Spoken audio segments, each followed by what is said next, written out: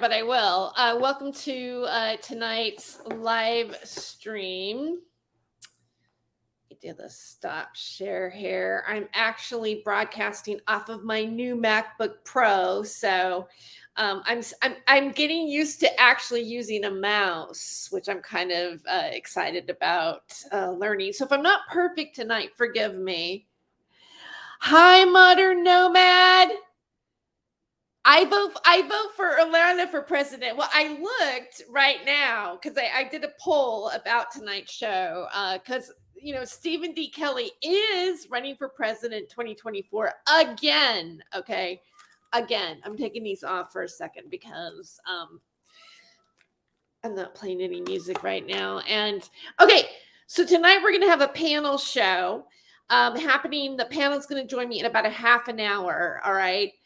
And before they join, I want to give you a little bit of a backstory about what the first topic of tonight is that Stephen D. Kelley, Orlando wants to be part of the show. Orlando, what is going to be your presidential platform? Yeah? What do you think about What do you think about global warming?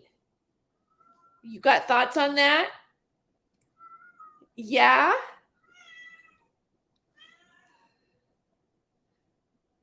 Yeah. So that is what Orlando has to say about global warming on his presidential platform. And if you want to make a donation to Orlando to run for president, I'm kidding. I'm kidding, but that's kind of the bottom line, the bottom objective, I think, at this, right? I mean, I'm sure that Trump has enough money. He's not grifting and pretending to like he's going to run for president. But Stephen D. Kelley, well, it's not the first time. Maybe I should stop my party lights here, right here. Let me see. Can I go back to here? Oh gosh. Hold on. Okay. All right. So let me bring myself down to normality here before I drive everybody crazy with party lights. Okay. Stephen D. Kelley has run for president before, back in 2016. And at one point, I had actually interviewed him as running for president. At that time, when I was interviewing him, I was actually in a relationship with him. Of course, nobody was supposed to really know about it. It was like one of those kind of secret relationships that I always seem to find myself in. Okay. And so he at one point he told me, I'm going to run. This is 2016, mind you. He says, I'm going to run for president because Andrew Basiago, and I don't know, not maybe everybody doesn't know who that is, but Andrew Basiago is on the UFO gravy train, right? And he has, I know I'm being sarcastic there, but it is kind of a gravy train. And he has come out and said that he time traveled as a child in a program in the jump chairs that was in a building on El Segundo Boulevard in Los Angeles. And apparently how the conspiracy goes is Barack Obama was also in one of those chairs doing this and time traveling, doing these things. It's also been a part of Max Spear's narrative. There's the Mars thing attached to it. And that guy was running for president in 2016 and was going to do, and it was talking about it for maybe a couple of years before even the election time came about. And now that he was going to be a write-in ballot, because when he time traveled, he saw himself as president. Okay. All right. So let's take that little piece of information and put it in a little compartment over here. Okay. And now, stay with me. In 2016, in my relationship with Stephen D. Kelley, that mostly existed on mornings where he would he would make me breakfast and then we'd have some sort of weed where we would do bong hits and talk.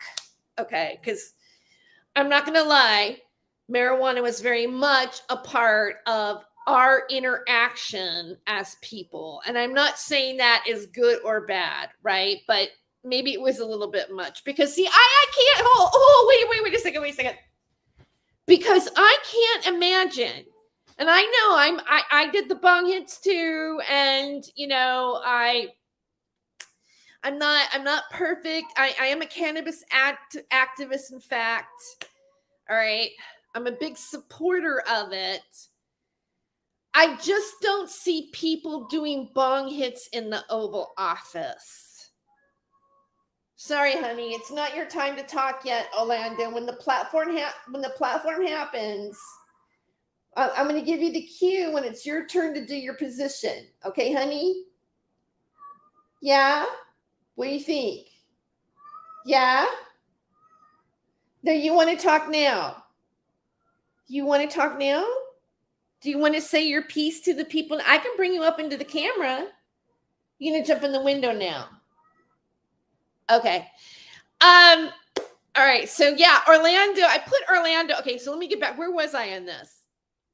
But the bong thing. All right. So the bong in the Oval Office. I'm thinking, because Stephen when I think of Stephen, an image comes to mind to me. It's the socks with the flip-flops, and the bong hits at his desk where he creates everything that's happened right now, okay, surrounding the Getty and his involvement with the 17th letter of the alphabet, and the book that he wrote about himself, about how he was made an amazing, the first laser guns, and how he was working with the NSA, and he was an ex-CIA contractor. And I know I sound sarcastic, but you have to realize that it's funny because I'm taking a public relations class right now, and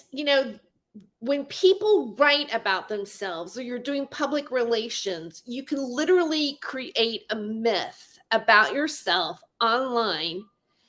And maybe, I don't know, if at all, 10% or 5% would be the real truth about what you actually really did, right?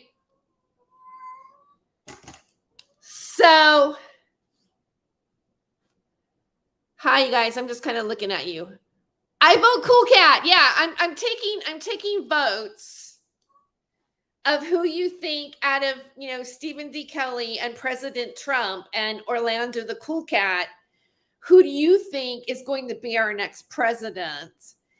And Stephen D. Kelley, I think last I looked, he was like at 17%, maybe 18. I think he's at 17%. And Trump and Orlando were tied, actually, which I'm not really sure if that's a good thing, right?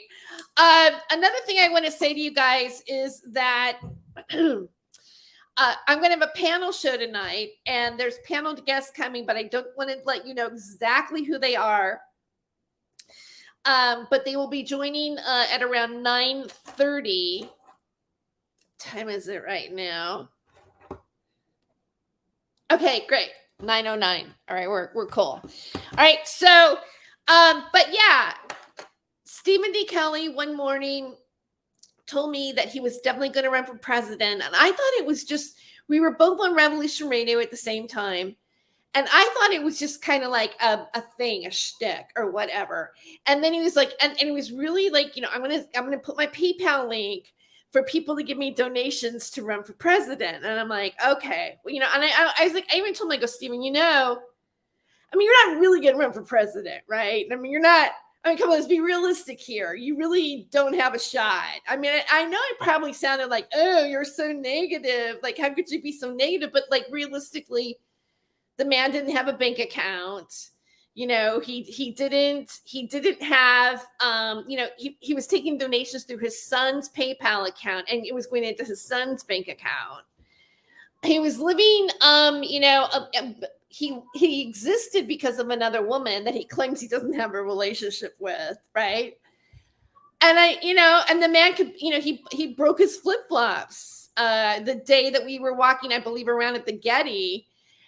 Or maybe it was during a show or whatever, and Lorian Fenton gave him a few dollars so he can buy a pair of flip-flops. And I'm not saying this like in a demeaning way. Yeah, you could write a fiction story and make it like, oh, this broken down ex-CIA NSA contractor who can't pay for his own flip-flops and takes bong hits all day realize that he has the ability to run for president.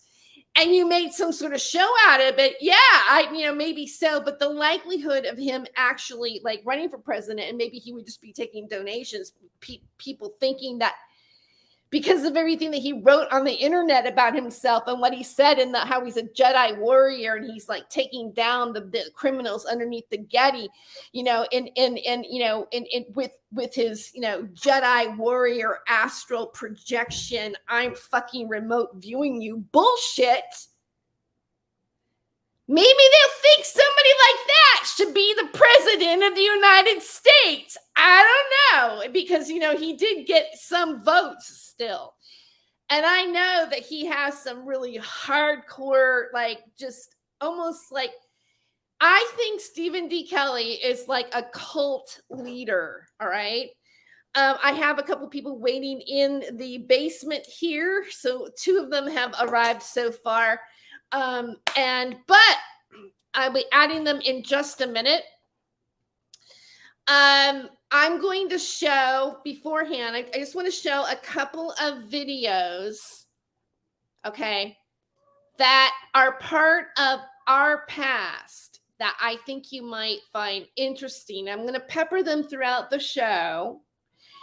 But I was live streaming on Ustream. The video footages are not that great. They're vintage, but the people in it that you'll notice is a famous Superman guy that used to walk Hollywood Boulevard that they did a documentary on that is no longer with us, is with us here. Stephen D. Kelley's in it. It's in Hollywood, and it's an Italian fest that we went to. And we were invited by a guy named Buddy Plant and a friend of his. And then there's also James Robert Wright III, who came out on the scene with Carrie Cassidy as a 32-degree Freemason whistleblower. And this footage was taken back in around September of 2014. So I'm going to go ahead and share the screen here and play some of these videos for you. Just a few. They're pretty short. Here's the first one.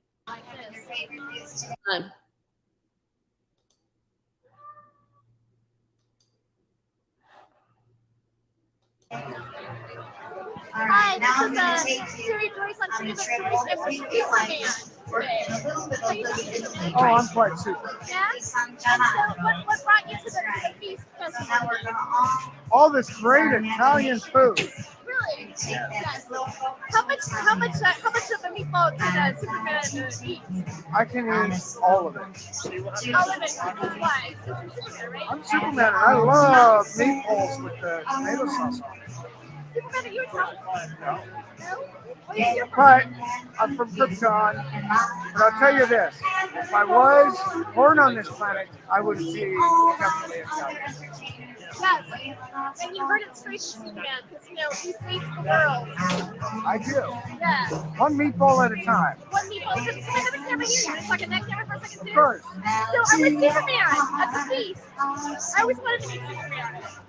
Well, now you did. I did. Superman in Hollywood.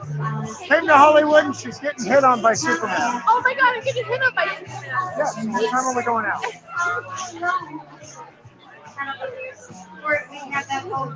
Thank you very much. You're welcome. Okay, so there's that one. All right, now, I don't want that. Get out of there. There's that one, and then I'm going to bring on another one that is this one is with Stephen in it. So hold on, let me just bring this. I don't know. I find this, I like going back and kind of like looking at it. I think it's interesting. And when we look back at things, it gives us a bigger picture about people, right? So here's this one. And I need to, I mean, the volume isn't good because this was an old iPhone that, iPhones, when you filmed, I don't know, the volume, it didn't pick up volume very good back then. So I'm going to do closed caption with this too.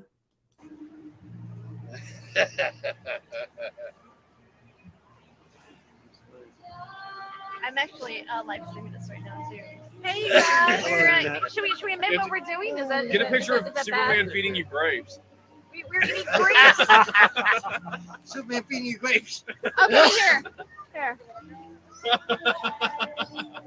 Oh. You got a grape on your hair.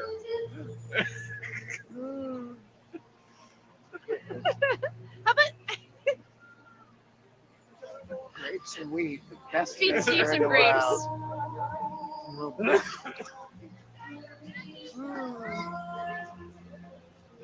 Shit. Oh, I dropped them on the. Oh. She's not getting it on film. Damn it! I dropped 3. You still got one You may. right on your shoulder. Oh, I have one on my shoulder. Hang on, grab from the top. I'll get that one to James. James was great. James Here, eats try grapes. some of these. Here, Really good. try some of these. Mm.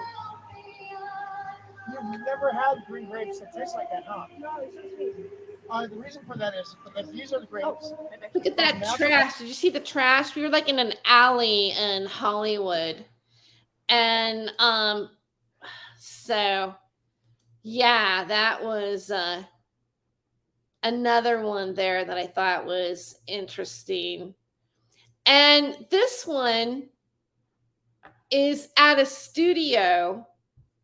See, I could do a whole nother show about just this, because even during, like, you see this footage there, something happened that absolutely broke up the band shortly after us and those great pictures and everything. So anyway, it's just kind of interesting to look back. Now here, I'm going to do, we were at a studio. We were planning on doing this show called the Anti-Illuminati Halloween Ball Show, which is an idea that came up from Stephen himself.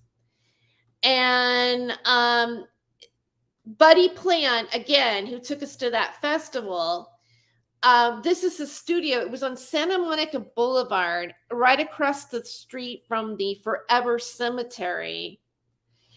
And right next to that was a Scottish Rite Freemason temple. But you're going to see kind of that, a little bit of that discussion anyway.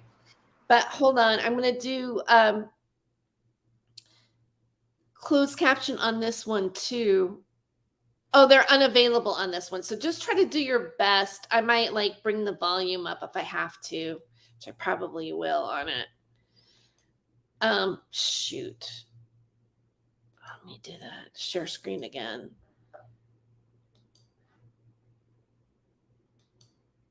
Okay. I'm broadcasting over Freedom of Choice right now.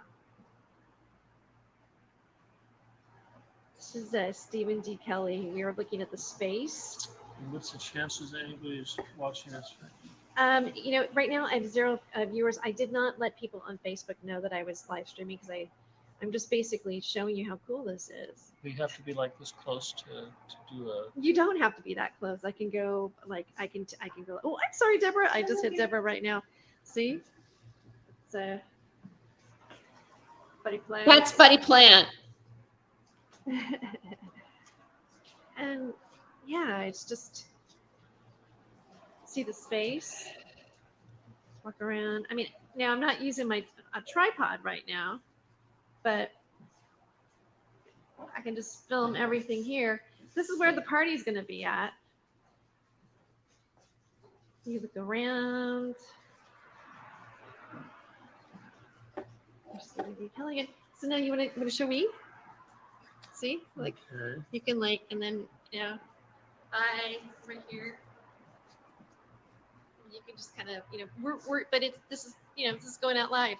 It's to rejoice, freedom of choice. We got Stephen D. Kelley show and dial in for Mason. Hey James, say hi. James, we're on camera. We're live streaming. Okay, so the plan was to do this anti-Halloween ball at this studio.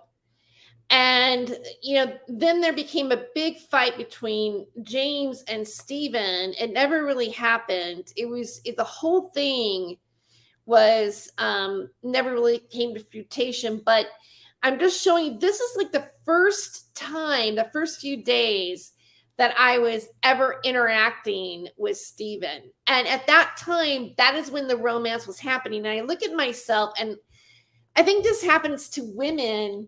We just kind of get, oh, wow, we're taken up, like, for some reason we think this is the best thing since sliced bread. And then, like a year later, you're, arguing with him before doing a radio show where he's going to be doing a 60-point PowerPoint presentation on how he's going to run for the president of the United States.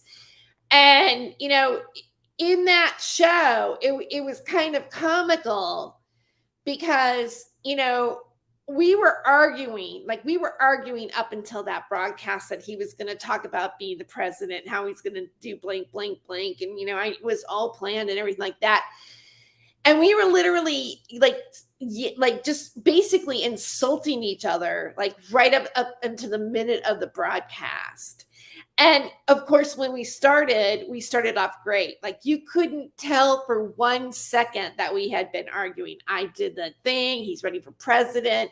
Tell us your 60-point presentation, blah, blah, blah, blah, blah. And then after we went to the break, something happened to me. And I was like, okay, now here's where I'm gonna get him, you know? And before I started that show, I smoked a little bud before I started because I was really upset and uptight and I was trying to calm down. And I got this vision of like how a cat will play with a ball of yarn. And I just play with him like a ball of yarn. Like just give him a little bit of yarn and let him talk and let him talk and let him talk and let him talk and let him talk, right? And one of his things in his PowerPoint presentation was how we need to be service to others. I want society to be 51% service to others. And you know what? I think that's great. Actually, I think the percentage should be higher, but 50% higher, 51%. And I'm like, but that day, the day before, we had like almost like our first argument. And he was so shitty to me, right? And I was really hurt by it. And I was really mad at him the next morning. And I thought, you know what? Being service to others, I would think it would mean being kind to other people. Like, you know, sometimes just, you know, having a nice smile on your face for somebody, you know, a stranger on the bus. You don't ever know what that conversation might lead to and what that exchange you might have with that person, that when you walk away, something got lighter. You took away something from it, or you gave something. You made somebody's day, and something that you said affected somebody else in a positive way. And you may not even know like what you did or what you said, that really how that affected that people. But I think we have that kind of effect, right? And we get to, and I go, well, you know, we get from the break. I go, oh, Steven, blah, blah, blah. Where can people donate for you? Blah, blah, blah, blah, blah. Hey, let's talk about the PowerPoint for a moment. I want to go over some of your things that you have on there. And I got to the, you know, the service to others part. And I go, wouldn't it mean also that maybe it might be like, you know, human kindness? And he goes, that sounds like a personal problem. I'm like, what? He goes, that sounds like maybe a personal problem. I go, wait, you don't think like being just kind to people, like being a decent human being, like just being kind to somebody, having a warm heart towards somebody, that isn't service to others? He goes, oh, you know what? I don't have to take this anymore. Blah, blah, blah. He goes, this is just, you know, you're just coming at me. You're blah, blah, blah. And I was pulling something, right? You know, I can't deny that I wasn't jabbing him a little. Like that he knew that I meant something else based on a previous conversation. And you know how women do that. I'm not saying it's fair, that was like a fair thing to do in the professional realm of radio. But I will say in the end, it made really good radio, and they ended up like replaying it twice because he got mad at me and I ended up, you know, having a meltdown. And I mean, but it was classic, and I wanted to share it, but I cannot find that video anymore. So I'm only here to tell the story. I'm going to end this video, and then I'm going to bring up my guests. So hold on just a second. James Robert Wright. Hello. This is Shades. Smoking and hiding. And This is the Hollywood Forever Cemetery, which we'll be broadcasting from. And right next to it is a Mason, that, you know, the Knights, the Freemason place. the lodge. The lodge. It's the lodge. I couldn't remember that word, what you call it exactly. Look at that dome right there. That's kind of interesting. So, yeah. So I mean, we can stop now if we want to, and and then it'll archive. Yeah, B Baker, I did him. Darn it. And I can't say that, I'm proud of it. I mean, it was, I know it sounds probably awful for him, and I can't say that I'm proud of it. Oh, it's, but we're going to talk about it. I will say this. I did learn a lot by being close to him like I was. And so I believe that I've gained wisdom and I've learned things in a way that maybe if I hadn't been foolish enough to be in that relationship, I wouldn't know. So I always think that something happens for a reason. Have I ever been in a Masonic lodge? They're interesting. I have not been inside one of them, actually. Okay, so I'm going to bring up my guest. First person I'm going to add to the panel is Jerry Avalos, and then we have Jeff Reed, and then Kate Schneider is also on the panel tonight to discuss everything. So welcome, Jerry. Welcome, Jeff Reed, and welcome, Kate Schneider. How are you guys? Doing good, thanks. Great. How about you, Jeff? Hi, Terry. I had to unmute. I'm doing all right. We got a lot of smoke in the air up here right now in Mount Shasta, so I'm kind of hoarse. What's happening? Oh, we just have a lot of fires. It's normal fire season around here. We had thunder showers last night, yesterday. It's fire season up here. That's what happens. The lightning strikes. Sometimes it strikes, and then after the rain goes away for a few days, the fire will come up because it strikes into the ground real deep and it smolders down there. It's just typical fire season. Okay. I'm hearing it's smoky. I'm hearing my own voice come back to me. Do you have any earphones? Any chance? Me? Yeah. No. I don't know why your voice is coming back to you. Okay, maybe I can mute. Can you hear my voice? Let me see. Yeah, I can hear it.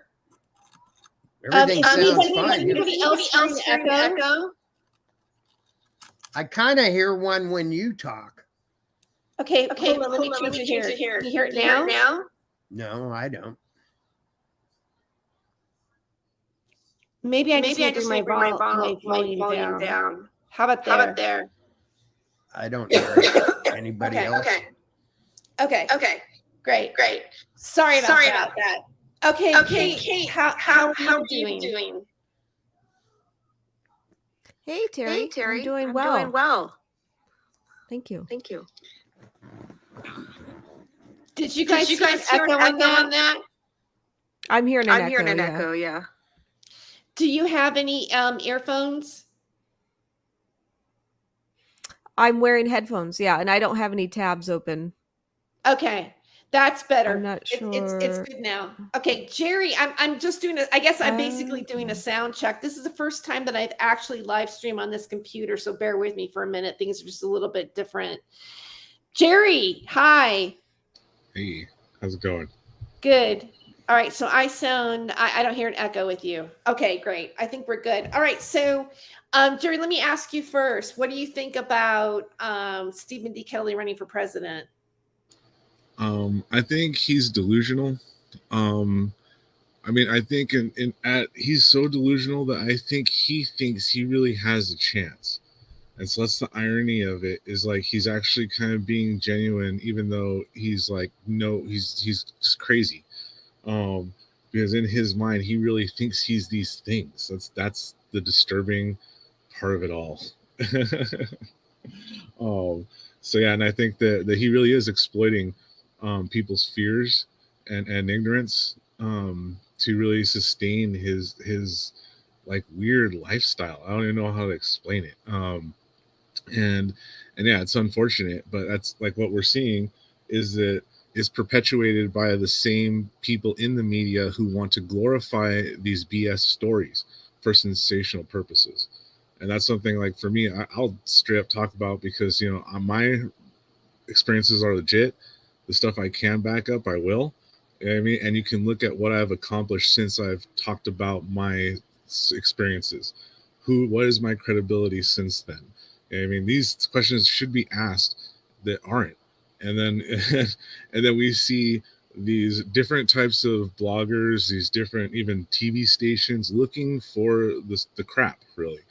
And it falls right into the trap of disinformation on a coordinated scale, which people adamantly say they're not a part of, or they're so against the government and this and that, but they're going to rally for their red or blue politician, aren't they?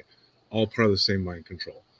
So that's pretty much what I see. Is this guy he's easily susceptible to obviously this entrainment and this different types of mind control tactics, and he fell for it hook, line, and sinker for sure.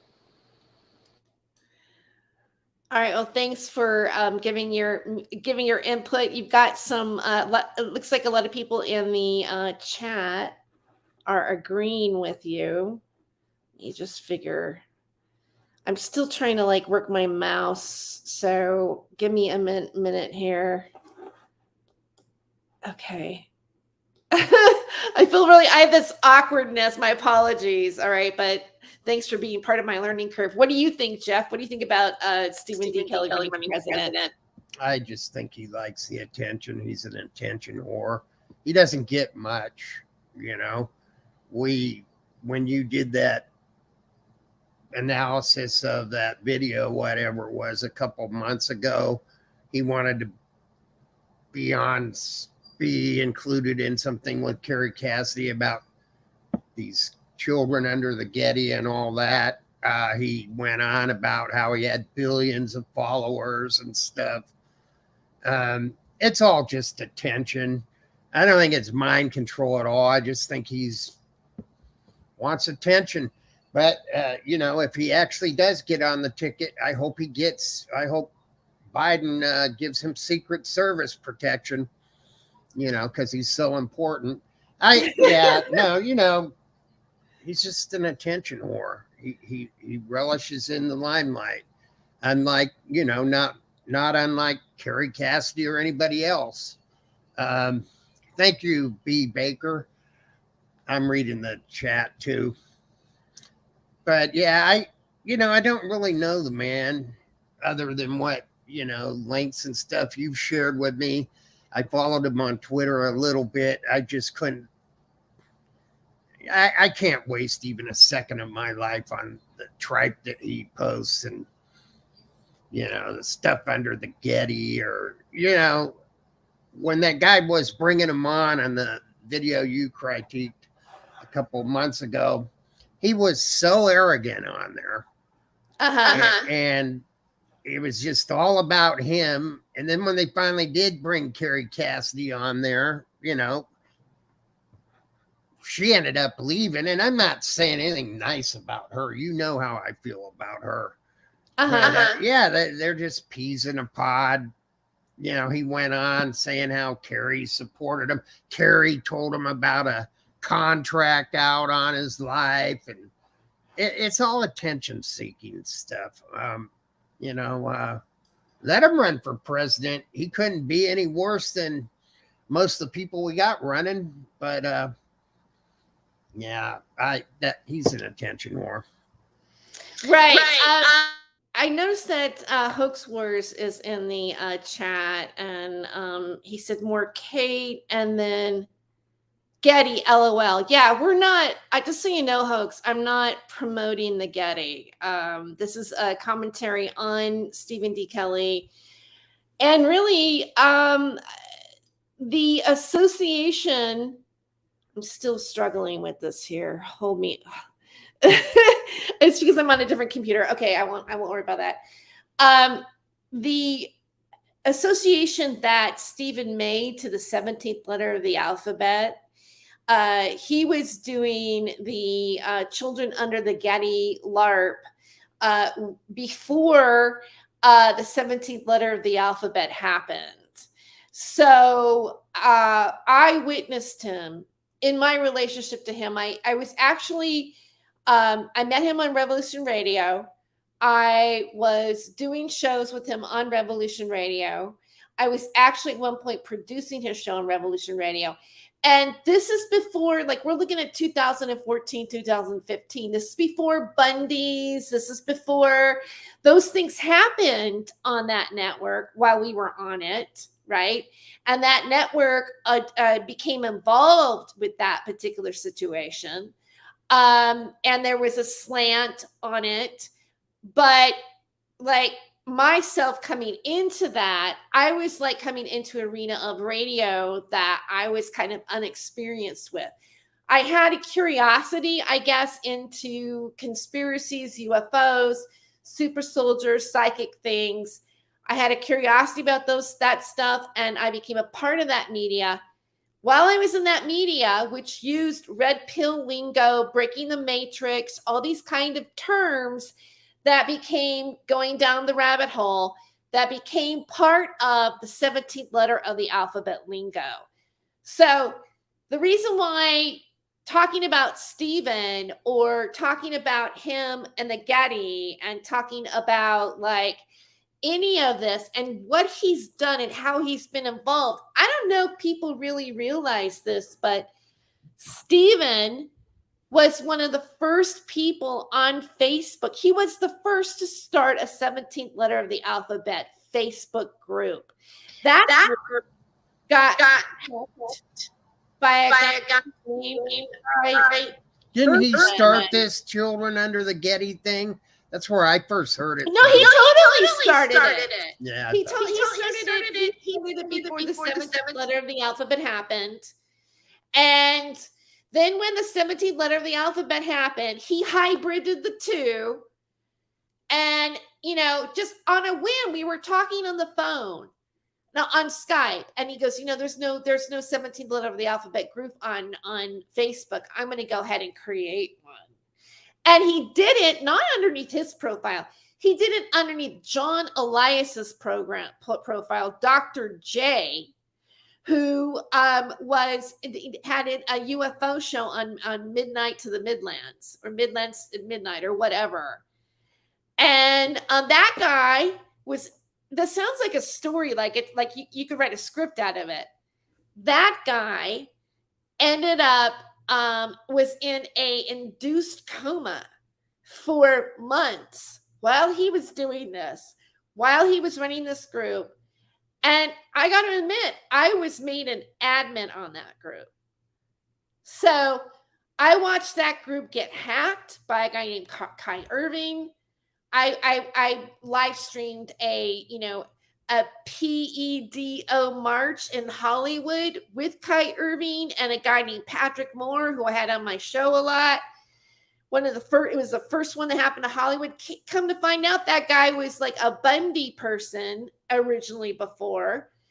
He had already done something called Operation Mayflower, which helped make like 70,000 Twitter accounts go down, selling t-shirts called Kai Conspiracy, all around the same time. And then all of a sudden, he's doing this yelling his bullhorn. And I didn't know it was going to be that when I went out there. He's yelling MAGA and blank, blank, blank, blank that goes with it, that starts with the 17th letter.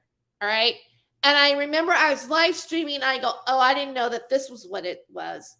The guy brought in and acting like he was a Christian. I have the footage. I found this footage and I'm probably going to like show it again somewhere, probably on Rumble. And we were in a circle and there's 12 of us. He goes, oh, this is great. This is just like what Jesus was. And he bows his head and he starts praying and all this kind of stuff about what we're going to do that day. And then I find out articles on the internet afterwards that he wasn't even a Christian. Like, for me, it's that kind of stuff that just makes me want it. It just like, it makes me, I almost makes me want to like throw up. It's so disgusting and deceptive and manipulative. And for me, I honestly, Hoax, I know you're here. I don't care about the drama or what you think about Kate Schneider being on the show. Like, you got a problem with that or something, right? You got a problem? Because I really don't care, right? That's not what it's about. I don't care about everybody's inner drama about what they think is going on, because to me, the topic and this subject is way more interesting on a different level that maybe you guys don't get. All right? And I know I'm pointing or doing whatever, but, you know, here is a man that I knew pretty well and did a lot of things with him in a way that I regret. All right? I fell for it. I fell for it, but I didn't fall for it enough because the 17th letter of the alphabet and how it was rolled out in the media was kind of stinky to me. Like, I could see where it was going. And now I'm getting educated at a university to be able to give terminology to what I realize what propaganda is. I realize how the internet works. You realize how social media works. You realize how advertising works. And I don't care when any of you guys want to sit back and wipe your hands and act like you didn't do anything or you didn't take any part in any of what's been happening in the left and right, civil right, racist war, and left and right politics that are happening in the United States. And I will say this, that the 17th letter of the alphabet has done nothing in terms of helping free speech or really communicating any ideas, because the group pushed every ugly stereotype out there that can be considered in the rest of the demographic of society. Racist, homophobe, you name it.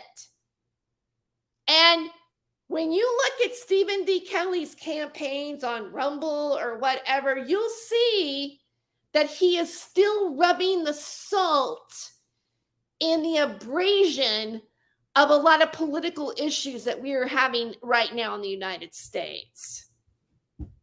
Enough said. So, Kate, what do you think about that? Oh, I unmuted. Yeah. Wow. I mean, that's a lot to get into. as like to answer that. I didn't know who Stephen Kelley was until you and I started talking, and you told me about him. But I knew about that whole Getty Museum, that whole thing connected to QAnon or 17th letter right. of the alphabet. If we wanted to not put that in the YouTube algorithm. Yeah, I'm trying to avoid the algorithm. Yeah. But you know, it's interesting because I've noticed that they've been trying to put those. I mean, you know, because you and I've talked before, but I personally think that the whole 17th letter is a LARP, one big psyop, and I think that they are kind of strategizing and putting certain people into political positions, or trying to, or making like a mockery of it, who are associated with the 17th letter. So like when you were saying that he is planning on running for president, I immediately thought of that, because it's basically, you know, trying to make a mockery of very important issues, and then you bring in these like wackadoos who represent very serious issues, but it's from this from a very messed up, like a LARP, you know, a big LARP skewed version of it. So they're representing a messed up version of serious issues. Like, yeah, human trafficking, child trafficking is a big issue, but you have this guy running for president, and he's misrepresenting something very serious. But I think they're doing it deliberately. And I was going to ask you, but you kind of answered when you were describing your situation with him, like how this like precedes the whole 17th letter of the alphabet era, that you're talking about knowing him back in like 2014. Because I was actually going to ask you, did you see any signs that maybe, like, did you ever feel that maybe he was some type of plant? Or... Yeah, I did feel that off and on through my Okay. time knowing him. Not in the beginning. I mean, in the Give him book, too much credit. Give him way too much credit. Like, because, like I said, okay, for those who don't know, okay, I knew Stephen Kelley too. When he first came out on the scenes, he's local to Southern California. I sniff out people like this, immediately went and basically checked him out. And yeah, he's easy to infiltrate. I even told him at one point, like, I know you're lying. And he went, and eventually he did admit it to me. He had to. And basically the way it came down was like, I told him, like, you quiet down, I won't say anything. He obviously didn't quiet down. So now I'm talking. And this guy is stupid. He is stupid. Even though, like, he tries to act like he's a smart guy and whatever, no, he's not. He is not. Okay? I actually deal with real engineers, real scientists, all this other stuff. For those who don't know, I have a patented clean air device. I've worked with all kinds of scientists, big people with a lot of money and stuff like this. This guy cannot hang in that room. Like, you know what I mean? And he proved it. And that's a whole other story that happened there. But this guy is not a plant. Now, what he is, I'm pretty sure, is a person who's subjected to the entrainment that goes on. Now, it sounds kind of far-fetched, but at the same time, there's very public information about this by the war makers and the war manufacturers of how they are targeting all of our minds. And Stephen D. Kelley is displaying every single one of the things that they talk about in any of these commercial lectures. They're not classified, but they do talk about weapons. And so some of you who maybe follow Eric Hecker, he actually just posted a great video of one of these examples, actually, and where they go into detail about how they're attacking people's minds and how it's done. And you'll see, like, how the story of this iconic cult-like figure, like, they go into the anatomy of that, you know what I mean, and all this other stuff, and he's just like textbook. And I've seen this with other people. And so on top of this, so whenever you hear the super soldier thing, etc., I was there when there was no hit on Stephen D. Kelley. That never happened. Kerry never called him to warn him. He made that up. Just like he made up this stuff about his people weren't paid. He was in charge of that event. He was not in charge of that event. Technically speaking, I was head of security in that event. He was under me. Okay? So there's a lot of these things, and there's a lot of people who will back me up on this. So you don't have to take my word for it. And I'm just saying, from assessing the guy from a very, honest, objective, fairly cold position, this man is not smart enough to be working with other people. And if he was, those other people are obviously manipulating him so hard that it would be like a comedy movie to us if we saw it, right? Because this, like, no way is this guy like, oh yeah, he's some kind of plant from the CIA or the FBI, COINTELPRO. No, they're not going to pay him for that. They might test that equipment on him, because a lot of people don't realize this, but there's a lot of just private entities who can create, in a sense, mind altering technology. And that's usually who's the one that's perpetrating some of this stuff. It's a bunch of yahoos with fancy toys, but they do get tasked by some of these alphabet agencies, and even if it's just suggested. And obviously for Kelley to maneuver how he did, I mean, that he's obviously one of these, in a sense, plant, but unconscious plant. So I would, in that sense, is what I would bet money on. I mean, there's no, like I said, he's just not the spy guy he tries to make it out to be, and he's damn well sure ain't no Jedi. You know what I mean? Okay, yeah. I mean, I get, because I guess he tries. I mean, maybe for Stephen, he wants to project himself as being like special or spy or CIA. It's interesting how he came on the scene, and I want to reiterate this too. He came out, I think, like around 2012, 2013, maybe. And 2012. 2012. He was interviewed by Carrie Cassidy, correct? And then also, mainly, I think Carrie Cassidy was one of the first entrances for Stephen coming out on the scene.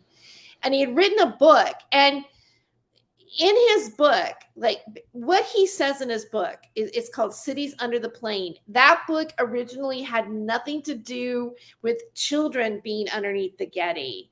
His first thing that he said when he went on Revolution Radio was that he has a twin brother. His father was CIA. This is in a story.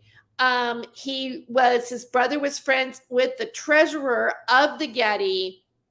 They were mostly interested in him, and they got invited to some sort of, I guess, the grand opening. And he explained that there was an elevator that was underneath there that had all the best art, and that all the elite, when a catastrophe happens, there's underground tunnels and everything. That was going to be the Queen's bunker.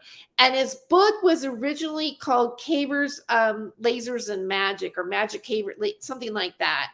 And it was about how the elite planned to escape under the ground, and that they already have their own thing happening under the ground, which is a conspiracy that was already out there.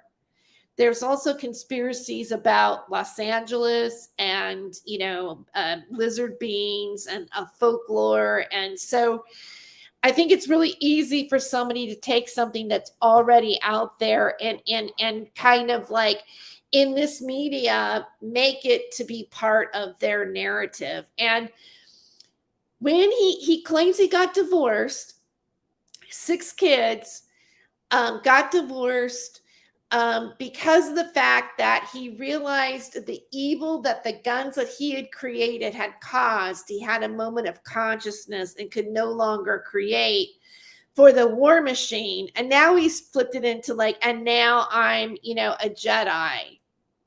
And, now it's a psychic war.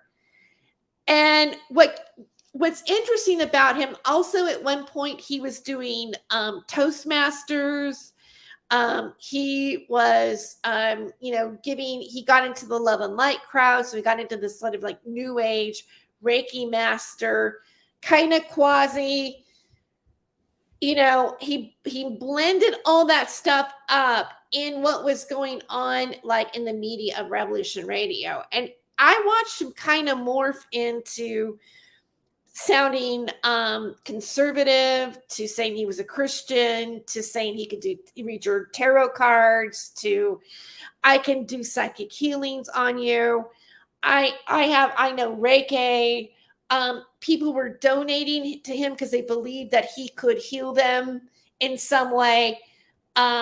He was given a lot of computers from people. And then as this climate of this kind of media started to emerge, and the 17th letter of the alphabet came to the forefront, and you had an Isaac Cappy, and you had all these other narratives happening right at the time. Right before that, Lavoy Finnegan was shot, and the Oregon, the occupation was happening up in Oregon. I was hired by Nighthawk to go live stream the funeral. Couldn't live stream the funeral, but the events that were happening around it. And at that time, Stephen was starting the children being under the Getty.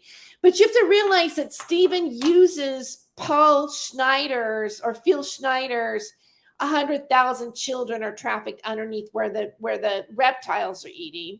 He used the very same thing in his memes and his pitches with what was going on under the Getty. And, I have to admit, I also I didn't really totally believe it, but I didn't discredit either.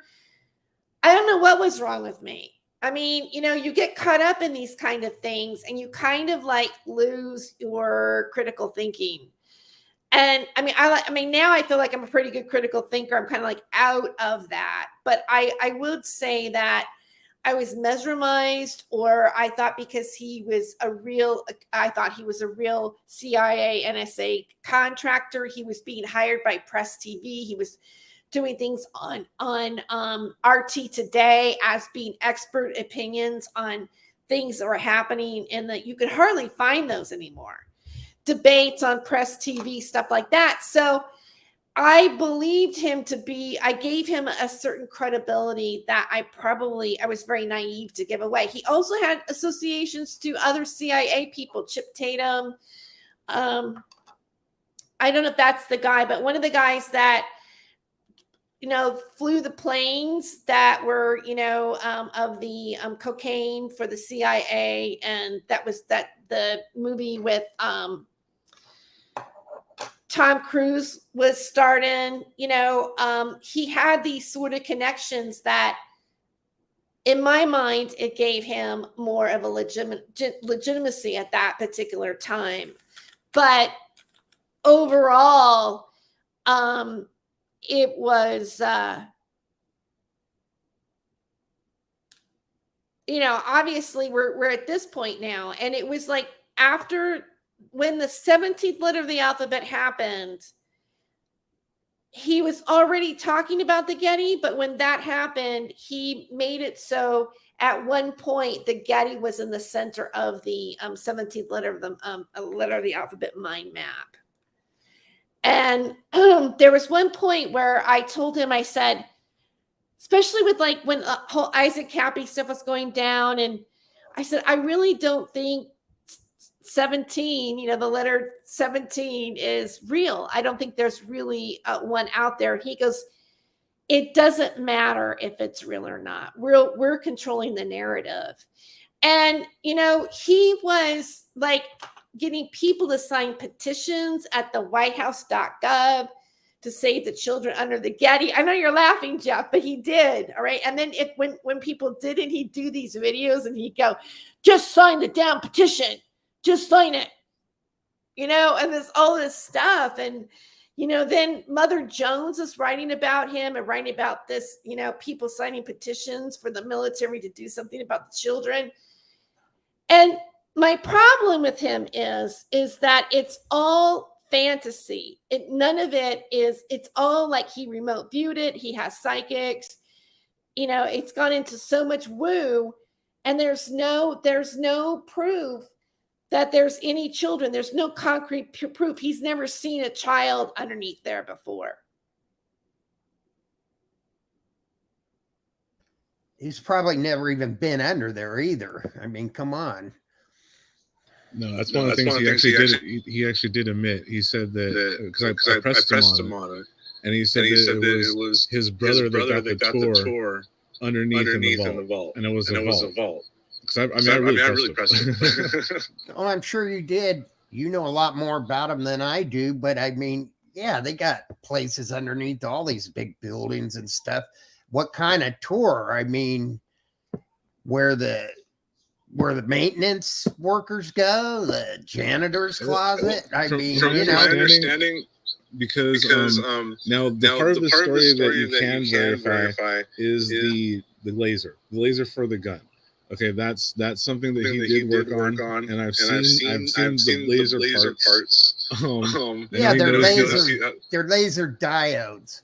I've had a lot of lasers in my life, and you can buy the diodes and you can put the sights on there. There's really nothing much to that, but I mean, if he was actually involved in manufacturing those, he just doesn't have the money for that kind of setup. But no, you know more about him than I do, Jerry. Go on, and I agree with Kate too. He's really muddying the waters when we got a problem with, child trafficking and stuff. But go on, Jerry. You know what? I'm looking at, like, I guess Hoax thought that I was kicking him out of my chat. I never said anything about him leaving. But and then somebody said that, I mean, I never kicked him out, so he's welcome to come back if he wants to. It's just that, there are other underlying things happening with his media and other things going on that I don't want any crap for having Kate on my show. The thing here, I'll just say it. There's a history between us, right, Kate? You want to share that a little bit? You okay? Well, in what context are you referencing? Because Well, you and I overlap in a few different areas, right?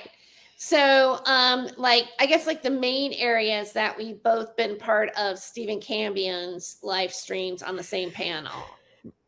Oh, right, exactly, yeah. Because you and I Right. have connect with the whole ufology LARPing that goes on over there with David Wilcock, Corey Good, and all that stuff. Right. And that's how you and I first connected, was over on Cambion's channel. Right. So that's how we connected. And then there was I'm going to try I don't want to bring people into the name of, but there's a woman that I interviewed on this channel, right? That what is connected to Hoax Wars, all right? And I mean, Hoax Wars is a new person that I kind of just came into the forefront. And that woman triggered a bunch of other things that involves other players that kind of come in full circle and recontacted to Isaac Cappy, right? And Nathan Stoltman and Lift the Veil. So there's a little bit of this thing. So this woman, Kate, went to another person's show, and they were kind of trashing me because I was associated with this woman, not knowing who all the people that she was connected to. And she was coming in my defense, and it kind of blew up that night on a live stream that I have copies of, still some of it. And there were things that were being said about us, about people associated to people that are associated to Hoax Wars too, and in between. We're saying that Kate and I were intelligence, and we were both CIA. Is that not right, Kate? Yeah. I've been hearing that crap for years. I mean, my God, it's so ridiculous. Right. I mean, right. Carrie Cassidy said I'm CIA too. I've never seen you two down in the office. You guys work out of Langley? Yeah. Yeah, You know what? One more second. Did I tell you off? I'm sorry that you perceive me that way. However, I'll tell you what, I'm really not interested in interacting with you in a negative way on my show, on this stream, because this is not what this is about. So either I am asking you to, disengage on that. I'm not, it. So the show isn't about you, and I don't want to block you from my show. Maybe another time you might want to come on, and we can have a conversation and speak respectfully to each other. But I'm not. If I have to, I will take you out of my chat. So. And I don't know what this person is saying. We panicked the grifters. I'm deleting you. You're out. Zimbabwe, I don't know who you are. You're also banned from my chat. And because I'm not interested.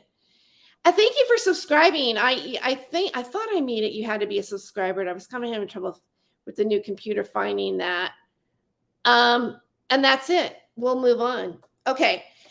So getting back to Stephen Kelley, do you have any thoughts on that, Kate? And any more thoughts on what I was talking about, or anybody's interjected?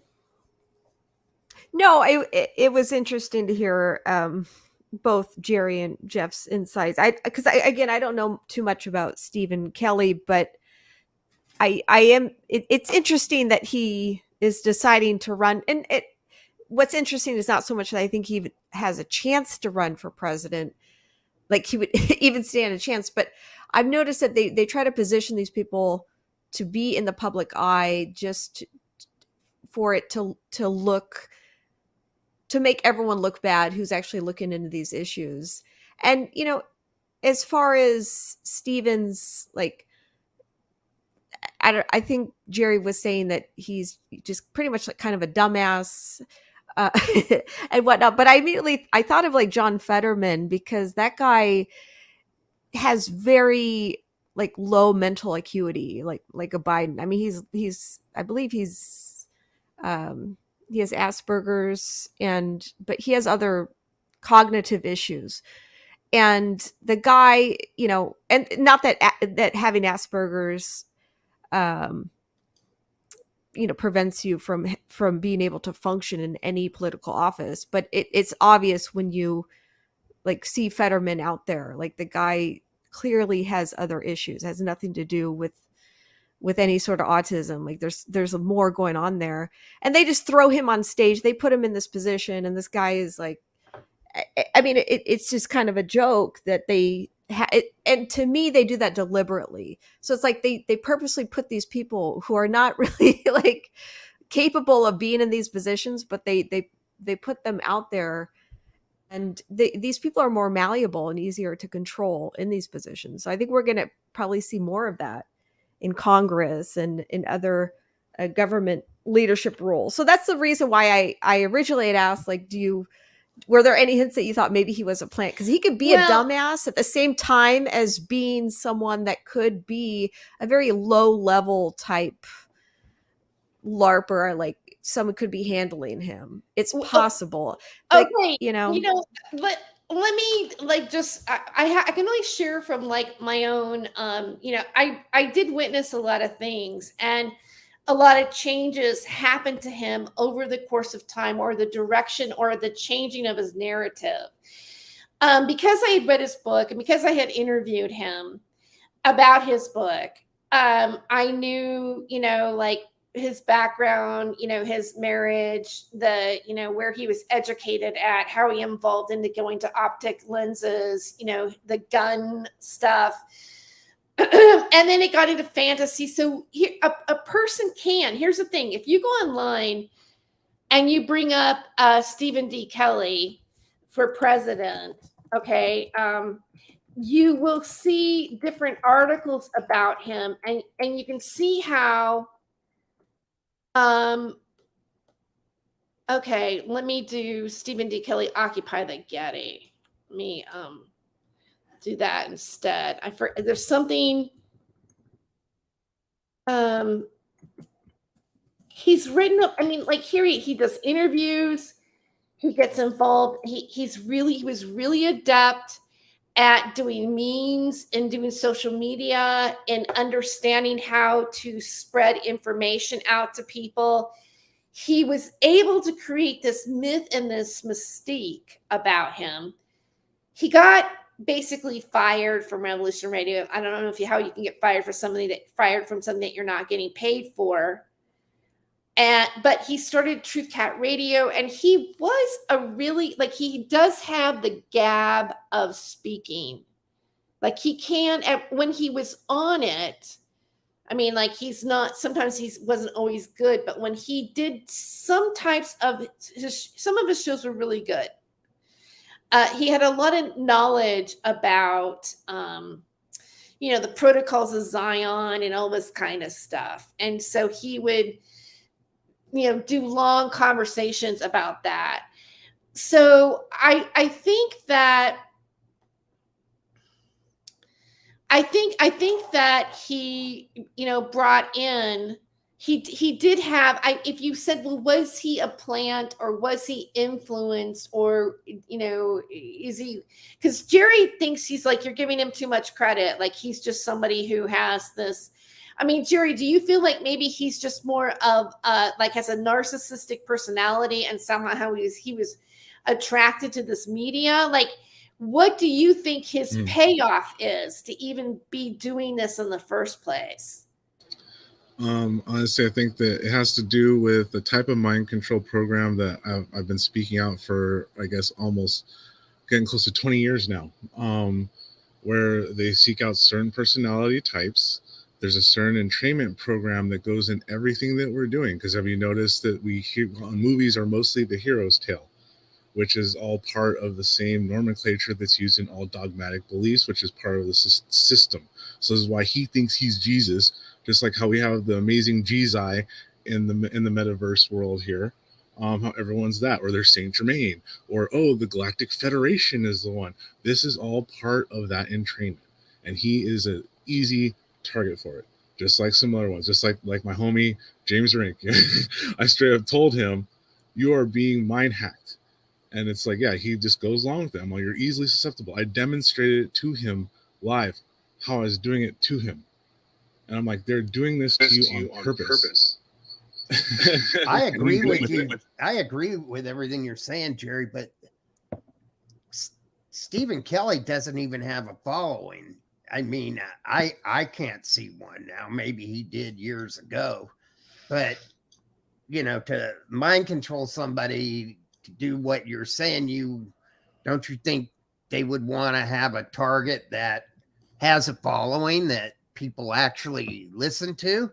I mean, he has a few stragglers, but yeah, I can probably count this show tonight. He's loving it because, you know, he's getting attention for him.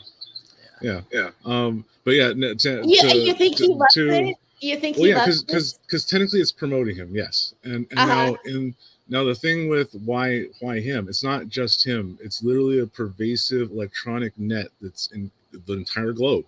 So it's like having, you know, a subliminal message always playing. And it's not like a person is doing this. It's just an algorithm that constantly pumps out what you're supposed to be doing. And watch, this is gonna come out in the future, substantiated. You know, I don't have to do the work. Like, you're gonna see exactly what I said is what has been happening. And yes, certain people fall for it. And it's not about having a bunch of people following one person. It's about a bunch of people believing the same thing. Like, they are Jesus, they are Saint Germain, the Galactic Federation is coming to save you. Save the children, but do nothing about it. Yeah, that kind of hive mentality, I guess. Yeah, I agree with you there. You know, the hive.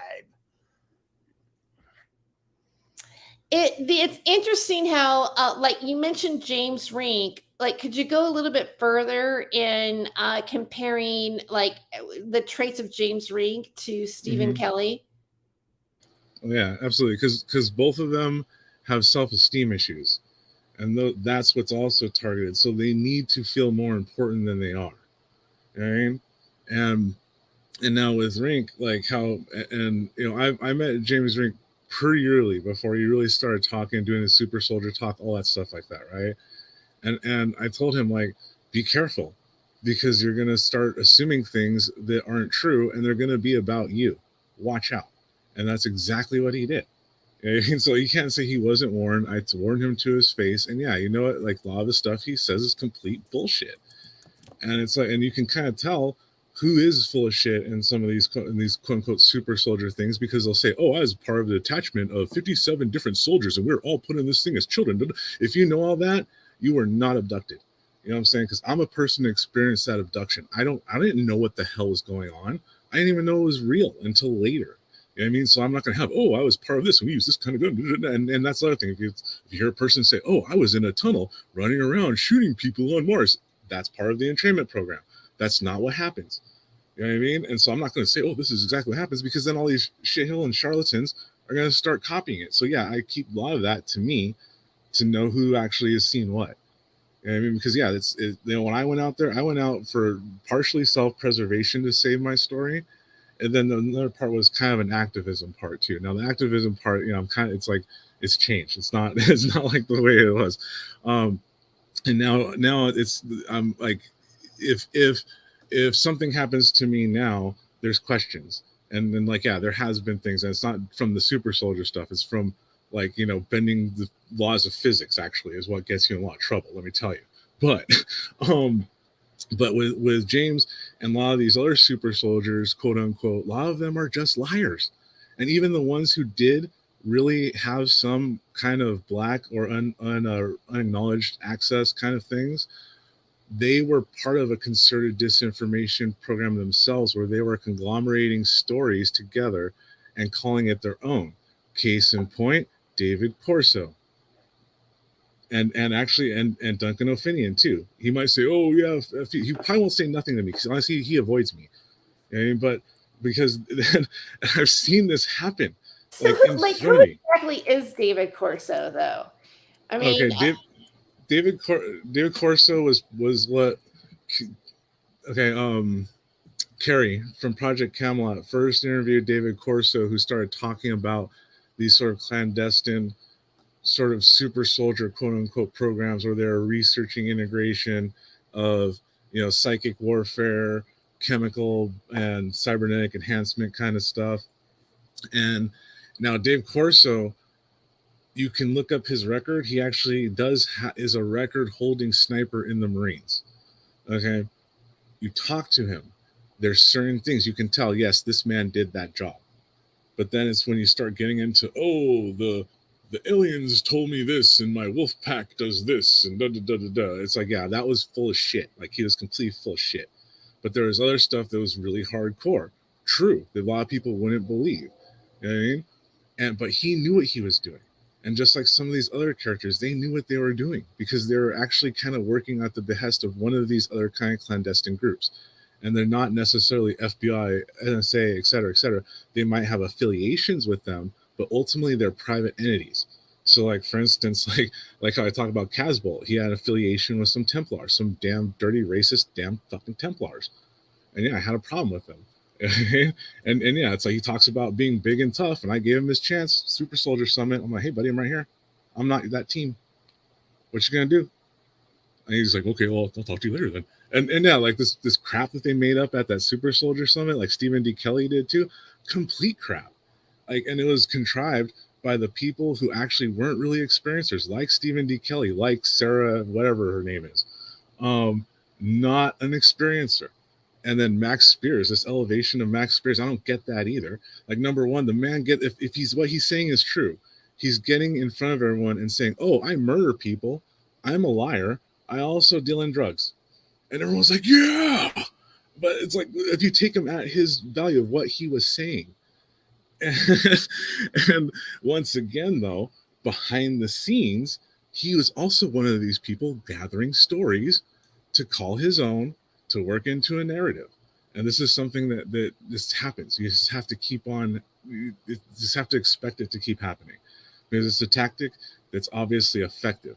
Because you see, you know, and now Wilcock isn't necessarily an experiencer like that, but you see like this nurturing of these type of disinformation figures that happens. So it's like the real people, like there's other people at that Super Soldier Summit who had way more grounded, verifiable experiences, and you hear nothing from them. Because and by the people who are supposedly trying to find the truth, who are making these truth conventions, didn't talk to any of them. And yeah, they talked to me. They said, "Oh, we would love to have you, but you have to make sure you have to change your look. You have to do this. You have to do that." And it's like, you know what? Hey, like, so you want Hollywood? You know, I don't need to do that. I don't want to do that fake image. when you say that, it makes me think that you're talking about this media actually selling something. You know, they're packaging people like they would a show. Absolutely. And, yeah. And Gaia then, is the manifestation of that. I mean, I saw that Gaia money infiltrated all of the local conventions here, and like say like the Conscious Life Expo in LA is one of the biggest ones in the world. And you see how their money came in. They pushed all these false narratives of like all the Wilcox and what was the surgeon guy's name? You know, this dude was walking around with bodyguards during the show, right? Okay, and then as soon as the show is over, he was just normal. And he's wearing a vest and everything. But after hours, when everyone's hanging out at the bar, he's just hanging out at the bar, no security details. So it's like, dude, if you're worried about getting killed, like, this is a great time. You know what I mean? So it's like, you can tell they're not real. Like all this military, they're just making it up. Well, I'm sure people like Wilcock, when they had the bodyguards, that was all the pissed off husbands who found out their wives sent them all this money. But that aside, I do notice a lot of them when they come up with their new fantasies or their new tripe to sell, it'll align with what somebody else is already saying. And the only time I heard anyone get mad at that was Linda Moulton Howe talking about her, whatever she calls him, Navy SEAL, whatever, without his right name. And then she was at a show and Wilcock came out with a video mentioning this guy and stuff. And Linda Moulton Howe got all pissed off about it, made him take it down. But they all kind of align with. Now, I'll give you a good example. Kevin Moore and I started this project debunking Mark Richards 5 years ago. It's still not done yet, but a lot of people heard about it and started contacting Kevin because they didn't want him coming after them. Well, Roger Richards at the time was Joanne Richards' manager or whatever. I have the phone call. Kevin recorded it. I heard it many times. And so he just started, he acted like he wanted, oh, this is great what you're doing and this and that. And then eventually it turned into, well,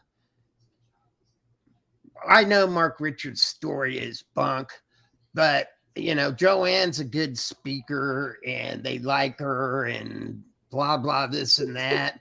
But he goes, what I would like you to do is look into Mark Richards' father, who was in the military. He was a test pilot. And he said, he was just like he was our boss or something. Could you come up with some information that I could use for his father because he was handling Corey Good at the time? So they could apply it to Corey Good's story. So I seen this stuff firsthand. Of course, didn't do anything of the kind. What we were doing was quite the opposite of all that. But I have the phone call. I've heard it, because Kevin has I forget what you call it, dyslexia, and so a lot of times when he's talking to somebody, he'll record the phone call. It's something I never share with anybody else. But yeah, there are different legal laws about recording. Well, yeah, there is. Doesn't disclose it to us, but in other states they don't have to, and I don't know how it. Yeah, well, if one of them knows that you're recording it, Yeah. it's fine. Just like the one that you uploaded when he called Carrie Cassidy to say we were going to come out with this Mark Richards stuff. And in the beginning, she goes, can I record this? And he said, yeah. And that's why you were able to upload it. That was when, and you know how that went. But I've heard these people, oh, can you come up with this or this so I can apply it to this guy's story or whatever? And then I see a lot of them, and this is, I don't know so much anymore. Well, yeah, it's still going on now. Look at Gresh or whatever, the new whistleblower. Look at the people behind him. That it's the same old scammers. They're loving it. You got, Jeremy Corbell, George Knapp. This is all stuff they've been selling for years. So of course they're gonna love him. And then what he's saying, which is not anything new to me, is like coming right out of their fantasy stuff they're making money out of. But yeah, the only time I ever saw anyone get mad about someone stealing their story was Linda Moulton Howe. What you call him, Spartan 1, I think it was. So then Jim, I'm going to interrupt just for a second. Can you hold that for just a moment on that? I want to just, before we move on to other topics, I just want to show, like, when we talk about if it's not really about like how big is his following. I think he has people, he claims to have people that follow him on Telegram. He has people that really do seriously believe that children are being trafficked under the Getty. And, here's an article in USA Today, fact check, false claim that thousands of children are being held beneath the Getty Museum.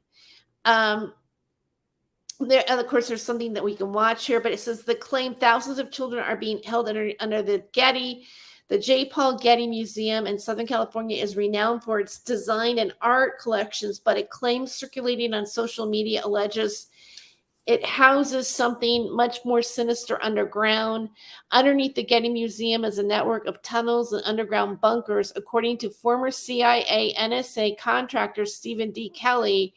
Reads an October 18th Instagram post, which has been liked more than 100 times. Child trafficking hub, 100,000 kids in cages. But local police and the Getty Museum say this claim is baseless. Kelley, who did not author the post, but has made similar claims in various blogs and podcasts. And it's interesting that he did not author the post, because one thing that Stephen does get is he gets other people to make memes for him. And then he gets up on YouTube and goes, spam this to everybody, spam this. So in a way, he doesn't have to take responsibility for doing the post. I also want to point out that when he created that 17th letter of the alphabet group on Facebook, he used somebody else's profile, and when that group got hacked, John Elias miraculously seemed to have come out of an induced coma. I guess we found out he did. He was able to recover his Facebook page, but a lot of us had our profiles hacked, and at the same time, there was like 50,000 people got their accounts hacked on YouTube. And I have often always wondered that I thought maybe that was the hack that happened. But anyway, so he's creating things without putting his own digital footprint in it. And there were times when I had on my Facebook, I'd allowed him to have I'll never do this again. I trusted him with my password. He would upload videos. He would use it mainly to upload material onto my Facebook page. But, there was a lot of people, when he lost his Facebook page or his Twitter or whatever, other people would give them their account for him to interact with, sometimes still using that person's same image. He did a lot of LARPing. He interacted with people with different personas. I just want to throw that out there too. So when you see print like this, the reason why this article is happening in USA Today is because that's the kind of reach that he was able to get the attention of the mainstream media into his activities in the Getty. Are there thoughts on that from anybody? I mean, I think this is why I asked that original question, because there's been a whole thing connected with the 17th letter of the alphabet and kids being rescued out of the tunnels. And I don't know if you remember, right after the pandemic started, during the lockdowns and all that stuff, they sent out the big ships, the Navy ships that came out to New York City, and then Central Park. They set up all the tents and whatnot. And there was a whole thing, this whole big rumor and speculation sparked during that time among the 17th letter people, saying that the mole children, I don't know if you remember the mole children being rescued out of the tunnels. And what they said was that the tents that were put up for COVID, which that was a separate LARP, in my opinion. That was a whole separate PSYOP going on. But they took that PSYOP and then they turned it into their own thing of trying to claim that kids were being rescued out of the tunnels at Central Park. And that there's all these mole children that were being rescued. And in fact, I got in a fight on Twitter. This is back in 2020 at this time. It was like April, May, with Jenna Jameson, of all people. She's one of those celebrities. Well, you know, if you want to call her a celebrity, but a notable person who's come over to this side of, like, she got into the truther community and she started pushing all the 17th letter BS. And she said on her Twitter that she had like an inside source that mole children, that she knew from a solid source that mole children were being rescued out of the tunnels. And this coincides with the Getty Museum crap. And so I tweeted at her. I was like, hey, how do you know this? Like, where are you getting this from? This is really a big deal. And I feel like you're pulling on people's heartstrings by even claiming that this could be true. And she wrote me back, and like, she just went off on me. She's like, it's not about you, Kate. And I'm like, whoa, like, hold up. Like, where are you getting this information? And she didn't answer me. We had like this back and forth and nothing ever came from it. Like, she never cited any source that children were being rescued out of these tunnels that were actually the COVID camp tents that were like this clandestine, like, hidden operation to rescue the children. And the 17th letter people were trying to say that those ships, the two big ships that came out, were actually to rescue the kids. Now, to me, they had, and this is my opinion, that they put someone like Jenna Jameson out there and, other like notable people to push this LARP and to solidify these sort of sentiments that were going around, rumors on 4chan and whatnot with the 17 letter people, to push that nonsense. And so I do believe that is tied into the Stephen Kelley thing with the Getty Museum crap, with the kids, all the kids being rescued from the tunnels. To me, it's a deliberate LARP, and it's to make a complete mockery out of human trafficking and child trafficking. That's how I think that's the end result. That's how it's happened. It sure did, and you're absolutely right, Kate, because right around when that happened, there was that idiot on the West Coast that was running that train, and that was going to, because they had the same kind of boat there, and he just went and shut the train down. He got arrested. Thank God nobody got hurt. Ran through the barricade because he said there was children on this hospital boat that was there to help people. That was in the paper. That guy got arrested. No, it's very scary. Oh, You're absolutely right, Kate. Yeah, guys, I want to go, before we go on to our next topic coming up here, because I want to talk about a few things tonight, not make it all about Stephen.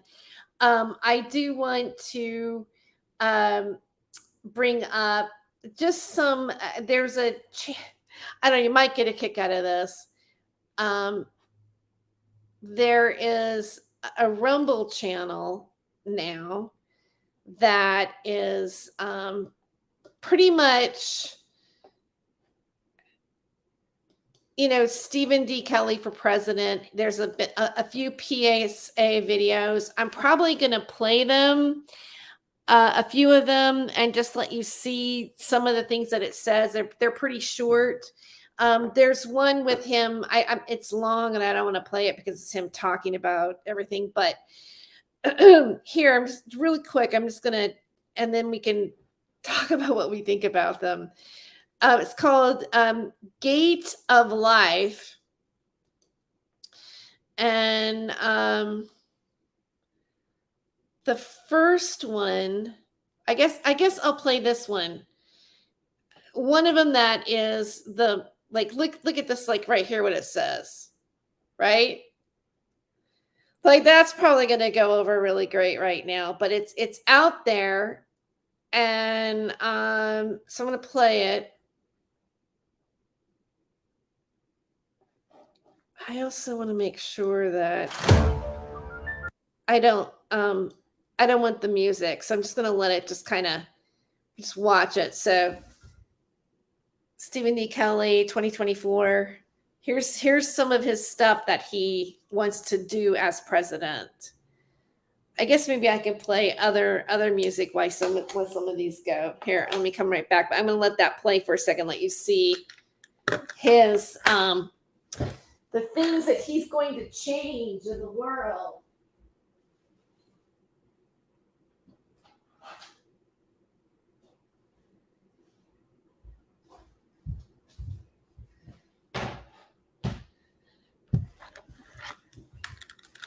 Overhaul the American school system, including banning teachers and unions.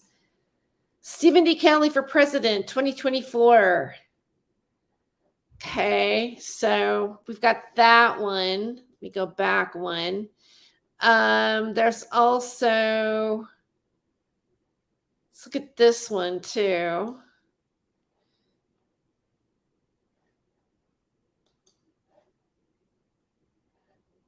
This is an election that concerns the world. Stephen D. Kelley. Removal of mafia from American politics. Reindustrialize of the U.S. and reversal of the print money. These are going pretty fast. Bring all Taiwanese semiconductor production to the USA with any Taiwanese that want to live here.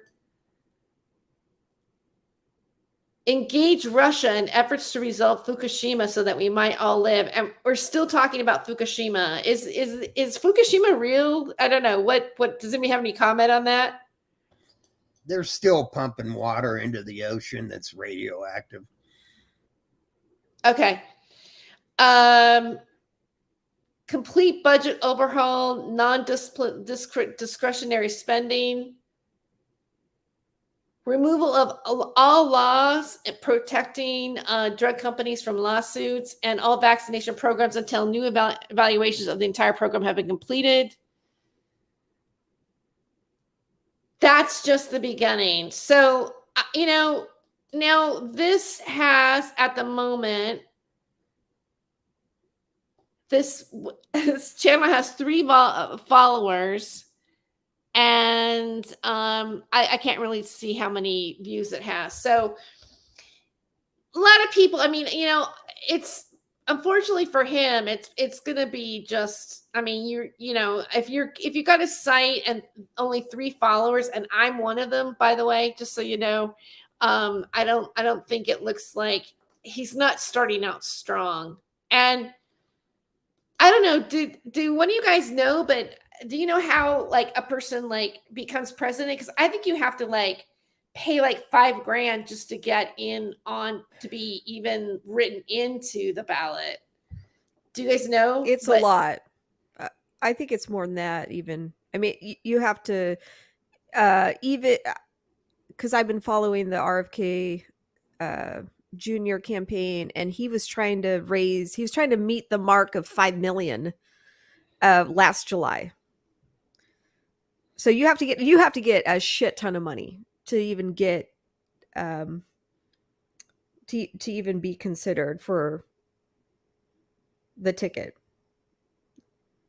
Wow. For whatever party. I mean, I think, well, at least for a Democrat or a Republican. Maybe is he running? What is he running? What ticket is he running on?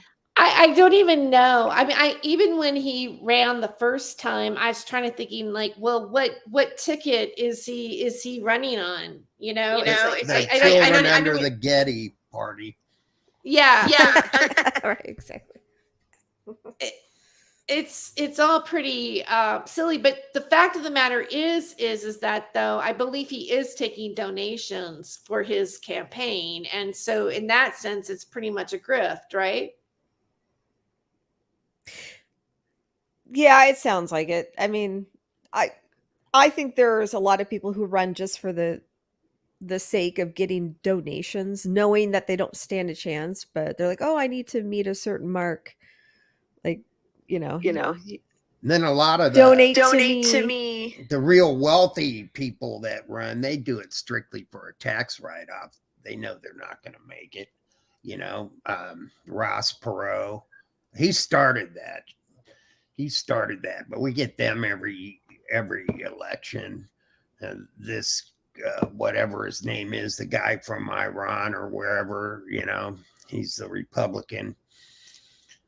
These people, because whatever they spend, they can write off on their taxes, and I think he's a billionaire. I know Ross Perot was.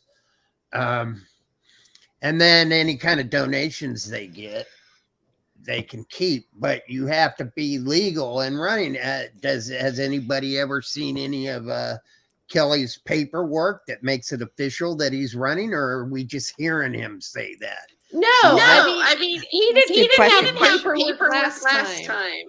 Yeah, he may not even be eligible. There's a lot of things that come into play, being born here and all that, even though we know Obama wasn't, but and you have to live. There's a lot of things, but anybody can write in, but whether they're legitimate or not, it all has to be filed and be legitimate. All we're hearing is that he's running for president. Nobody's seen his paperwork that officially says that he's running for president. It's all just a bunch of tripe for attention. And as you're saying, donations. Yeah, I mean, it could be a write-in, but to be a candidate, I think for the Democrat or Republic, for the two major parties, you have to have a substantial amount of donations coming through. Yeah, absolutely. And you have to be born here. You have to be a citizen. There, I can't remember everything because I took my Constitution test in 8th grade. It's not trivial. Yeah, I was reading that too. I was reading that too. He's right. Anyways, I wanted to say I'm looking at the poll that I have on YouTube here. So if you want to vote, right now, Stephen D. Kelley, 17% of people actually on YouTube believe that Stephen D. Kelley will be our next president. Okay, that's great. 17 is kind of interesting too. The number 17 being in there. Exactly. Right. And 42% think that Donald J. Trump is going to be the next president. And 42% believe that Orlando the Cool Cat is going to be president. And he's got my vote. People have voted. So cast your vote. If you are for Stephen D. Kelley, come and vote. Maybe if he isn't president, maybe Trump will pick him to be vice president. Because I heard whatever Cassidy thinks JFK, the late JFK Jr. is vice president, but I've heard about people getting votes out of people in the cemeteries and stuff. Maybe he could run on Trump's ticket. Anyways, are we going to talk about the fire? We are going to talk about the fire. In fact, I was thinking of transitioning into that right now. Let's talk about the Hawaii fires. There's a lot of people. Oh, by the way, I want to also make mention that Burning Man, speaking of, I guess there's not going to be a fire there because apparently they're flooded in right now. 70,000 people are trapped at Burning Man. So we'll see a lot of weird stuff has been happening in certain areas. One of them being the Maui fires. And Jeff, I know you have a lot of thoughts on that. So why don't you just get about the fires, how it happened, how it compares, because you were in the Paradise fire. And so are you seeing correlations between how this is being dealt with Paradise and Maui? I'm not going to get into. I'm just pretty much an expert on this certain law firm that is already over there that filed the first lawsuit against the power company. Everything that's happening to them there happened to us in Paradise. They tried to block us in. A lot of people died because of that. They kept us in a constant state of PTSD while they're, just screwing us. But this Watts and Guerrera, they got right over there. Well, that same Michael Watts, and he spells his name Mikal Watts, he hired Erin Brockovich in Paradise. And that's how I met her. You know, I talked to her on the phone. I've talked to her on the phone for hours. And the first time I did, I gave her, you know, pretty much a blanket statement that I filed with my attorneys now on what happened to us.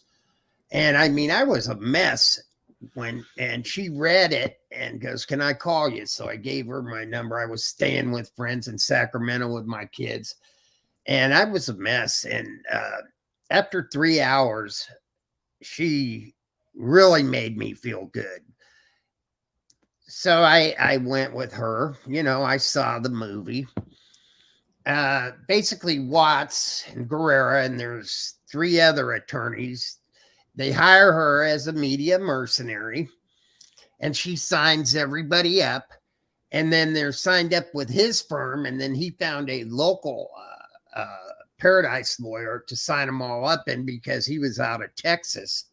So he legally couldn't sign them up because he didn't have a license to be an attorney in this state. And the way it works is once they're signed up, he just fills out a piece of paper. There's 2 pages and gives it to the judge, and then the judge allows him to handle it. But the whole point here was he was paid over $100 million from 2 hedge funds, Centerbridge and Apollo, to represent us against PG&E. And we later found out that those hedge funds were controlled by PG&E. It's a total conflict of interest. But what happened was there was 71,000 of us. There was 50-something thousand in Paradise that were affected. And then there was the Santa Rosa fire, and there was a gas pipeline that blew up down south of Sacramento or San Francisco on the peninsula. It was all PG&E. And they were already settling, but then they stopped paying them. PG&E did, and clumped us all together in what's called a tort case.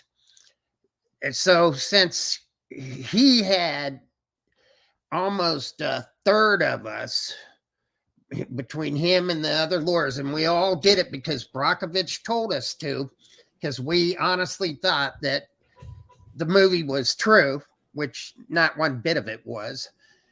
We signed up, and then they had a vote on this horrible settlement plan, and he voted for us. Well, when I got hip to it, when I found about the conflict of interest, I fired him, and I got regular lawyers. But by then, the damage was done. I got very involved in our case. I was interviewed by J.D. Morris, the San Francisco Chronicle, Bloomberg, Business Insider. The lady that helped us the most was Lily Jamali out of KQED. So what I'm getting at is he wasn't there. Brockovich wasn't there to represent us or to even protect us. They were there to protect the power company. And that's what they did. A lot of us haven't even been paid to this day, even though, and it was this plan that PG&E came up with. It was supposed to be a total of $13.5 billion. $6.5 billion was cash, and then the other half was PG&E stock. Well, Watts voted for us. Some people didn't even know about the vote. Thousands of them didn't. And the stock is $2.3 billion short of what it's supposed to be. The judge that was handling all this, he had a Montali. He had a law practice. He still has it with a Rothschild, and the Rothschilds control PG&E. They have for years. So the whole thing was fixed from the get-go. They made Brockovich and those 5 lawyers are going to clear 2.3 billion, I think it is, with all the litigants they had signed up. But my point is they had most of the claimants, and they were already paid by PG&E over $100 million to represent us against PG&E. So we totally got screwed. So, all right, that's the gist of it. They're over there in Hawaii running the same scam. Now, I contacted a good friend of mine, very popular surfer guy, from Huntington Beach, and he knew all these people. This was last week. We were on there was about 8 or 9 or 10 of us on this phone call. Mhm. And I was explaining my experience. I said, look, it's a land grab, and they're going to make it real hard on these survivors. And they're going to bury them in red tape. This playbook that they're doing to them is exactly what they did to us. We didn't hear any alarms or anything.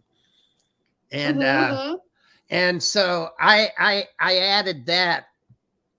I said, you got to warn these people. There was 2 Hawaiians on the phone call that were there, and what they were telling me was so disturbing that I couldn't stress enough for them to stay away from Watts and Guerrera. I got the message in there, and I supplied receipts. The other people on the phone call were adding their part, getting supplies there and stuff, because you've heard where they were only letting FEMA in and the Red Cross, and they were blocking. Are you talking about like Paradise? No, I'm talking about Hawaii. See, I'm hearing that they're not even getting people. Well, let me finish. They're not including. That they weren't, but what's happening now? These people on this phone call were really smart, and did this after I told them my experience with Watts and Guerrera and Brockovich. I said, she goes, all right, well, we'll get the word out on that. So they started using churches. The churches, they cannot deny the church's supplies coming in to help those people. I've also been told by 2 Hawaiian people that were on the phone that are there that 3,000 children are missing. I think they got 147 out of 3,000 accounted for, which just tore me up. There's more. There's a lady that was a secretary at that police department for 30 years. And that was before they brought in this evil guy from the Las Vegas shooting. A whole bunch of people that worked at that police department quit. He's been there 2 years. They couldn't handle him. Well, she saw all this shady stuff going on, and she wanted to go public. And this guy that was on the phone, he said, yeah, she died in a car crash last week. I just, it just breaks my heart. So they're using the churches to get around that. Watts was the first one to file a lawsuit against the power company. The power company's blaming the fire department. FEMA's not giving them shit for money. There was $7 billion, I think it was, that Trump allowed FEMA to get us in Paradise. I got $8,000 from FEMA for me and my 2 daughters, and the largest payouts were, I think, $32,000. It was $32,000 or $33,000, but it didn't add up to $7 billion. So I don't know where Newsom funneled the rest of the money to. But when we got our first settlement checks, it was 1/3 of our settlements. That money was taken out and paid back to FEMA, which I don't have a problem with it. So FEMA got all their money back. If they didn't get it all back, then Newsom diverted it, which I'm sure happened to who knows where. But our lawsuit was the second largest lawsuit in history. And just a lot of people making a lot of money that were not in that fire. The survivors, we're still waiting for our money, and we're lucky if we even get 60%.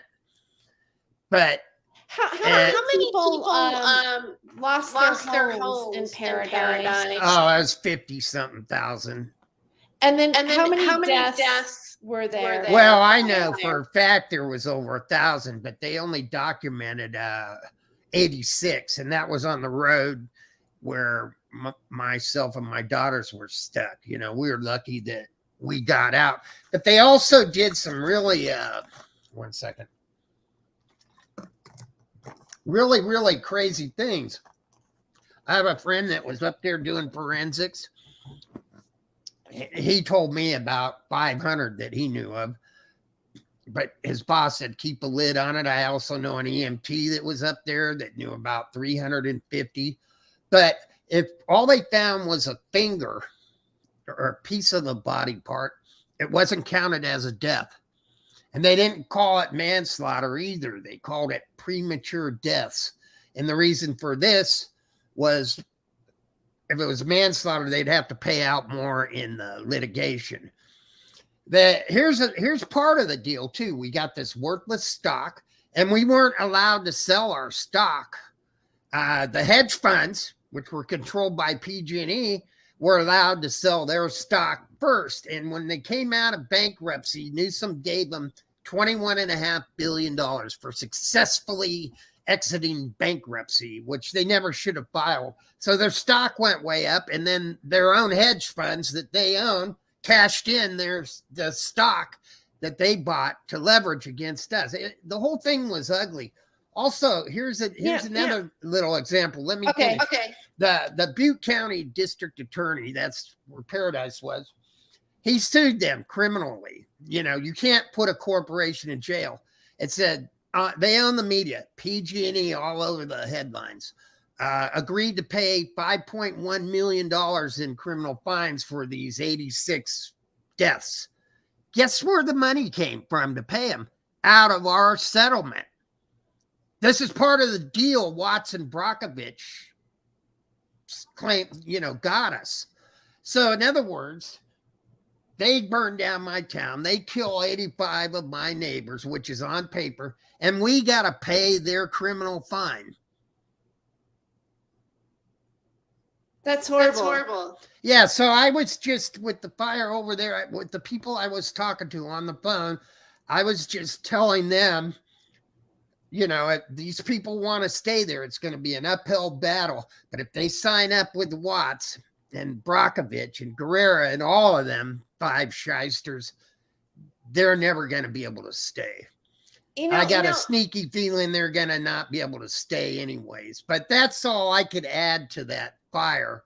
But they kept us from leaving. They kept us from leaving. Okay. All right. And they did everything that they're doing over there. Okay. It seems, again, you let me understand this. First of all, I want to address something that can you put your mute on right now while I'm talking for a minute, because I am getting feedback and I know it's coming.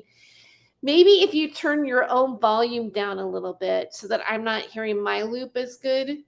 I know you're muted now, but B. Baker was saying that Hawaii was an occult human sacrifice. And, I kind of want to say something on that for a second. I know this probably sounds conspiratorial, right? But I did think about sacrifice for a minute because of the fact that it looked like there was a circle burning.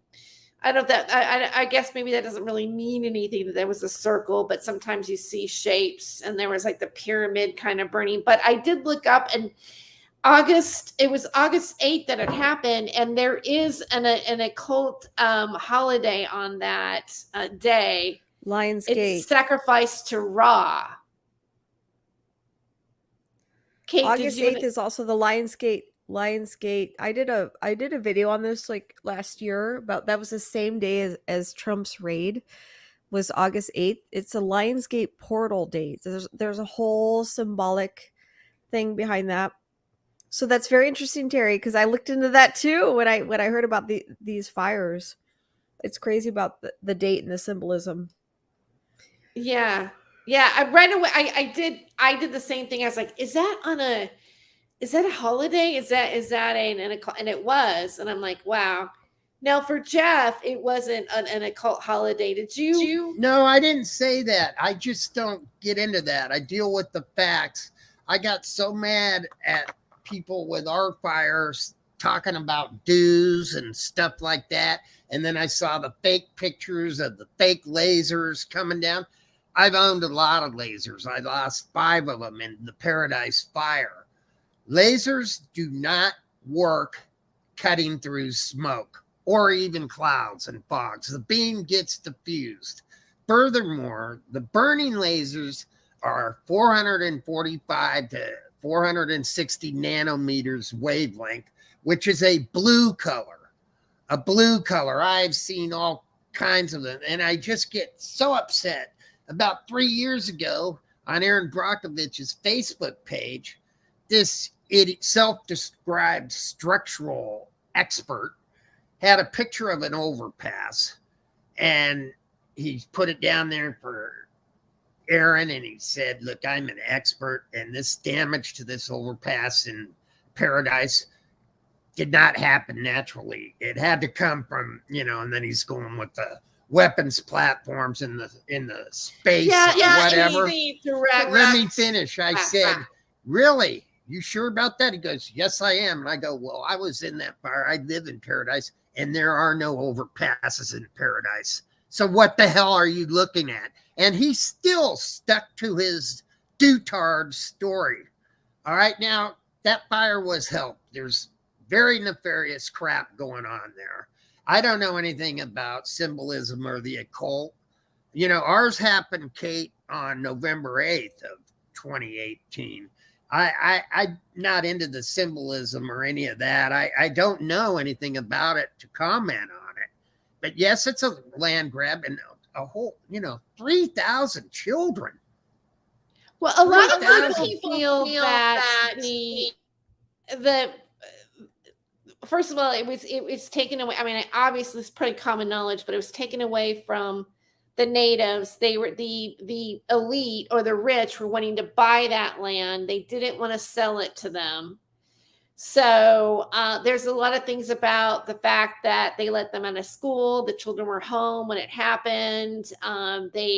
There was no water for them. They turned the water off for some reason. Some guy said that he was putting out the fire with his Brita. There were a lot of stuff that went wrong. And no alarms. That all that happened in Paradise too. Yeah. It happened in Paradise too. There was 600 people that got notified on their cell phones about the fire. Paradise is a retirement community. On their cell phone, I forget what the population is, of 50-something thousand. But yeah, same thing. Eventually, the cell phones didn't work anyways because the cell towers burned up. Our fire was burning at a rate of 8 football fields a second, which matches what happened in Hawaii. We already had 80-mile-an-hour winds that day. And then when you get a fire like that's just roaring, the winds get even bigger. I saw fire tornadoes firsthand. I saw what they do. And it was raining fire on us, but it was such thick smoke, I couldn't see the sky. Didn't need no lasers to start. A cigarette butt could have started that fire. But I'm just saying, we didn't get any notification.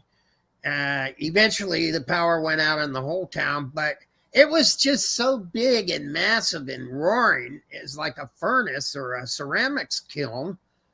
It didn't matter if you had water, other than like they were doing there, going down and getting in the ocean.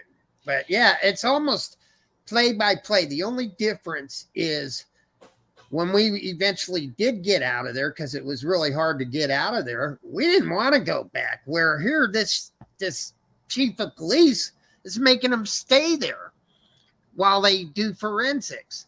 Well, here's the other thing. It is a toxic waste dump. Paradise, even to this day, you smell it. It's horrible. But to stay in an area like that, it's gonna kill you.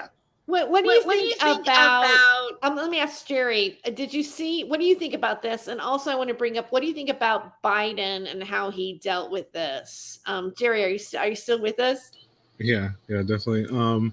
I mean, to me, I've seen, like, I definitely feel you on there, Jeff, in terms of like everyone's saying directed energy. It's kind of hilarious. All of a sudden, you have all of these experts on weapons just saying that they know this and that, and being in an area in Southern California, we get fires fairly common. And like how I've had to tell people, on my stream internationally, like I say that, like when the winds come up, like arsonists are a problem. Like even over here, so it's like no matter where you're at, probably in the world, this is the issue. Like they're sick people, and they do this, and then these corporations, in particular, these the energies industries, I've seen some of their stuff firsthand too, and they're not nice. No, they're not, and it's like, yeah, it is, and I can see it plausible to where they would intentionally start a fire. Yeah, absolutely. I mean, especially like with the details that you're sharing, Jeff, it's like, yeah, these people don't care. Like they just don't. And so they're looking at numbers, they're looking at their interests, and they'll just do what they have to do, or they won't stop it like we're seeing. And so to me, it's like, what was Biden like? I don't expect Biden to react at all. It's like he's, you know what I mean? Like it's like this past couple of presidencies kind of goes to show. It's like the presidents aren't in charge.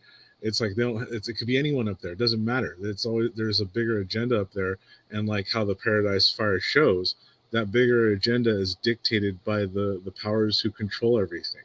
And so, like these details that you're mentioning, Jeff, they should be everywhere. Everyone should know this. Yeah, no, they're all sociopaths. They are complete sociopaths, and the only thing they go by is money. But and I learned a lot about how the world works, and I'm 65, and I thought I knew how the world works.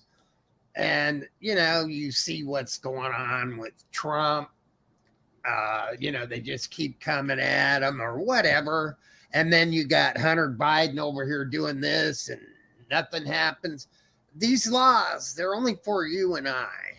These people are above the law, and they lack any empathy at all. It's very disgusting, very, very disgusting. But I'm going to interrupt for this for a second. I'm sorry for the distraction. Somehow I blocked Mr. Eon by accident. Is 10:04? I mean, so I have to like really apologize for that, and I don't know how to get Mr. Eon back. Do you guys know how to?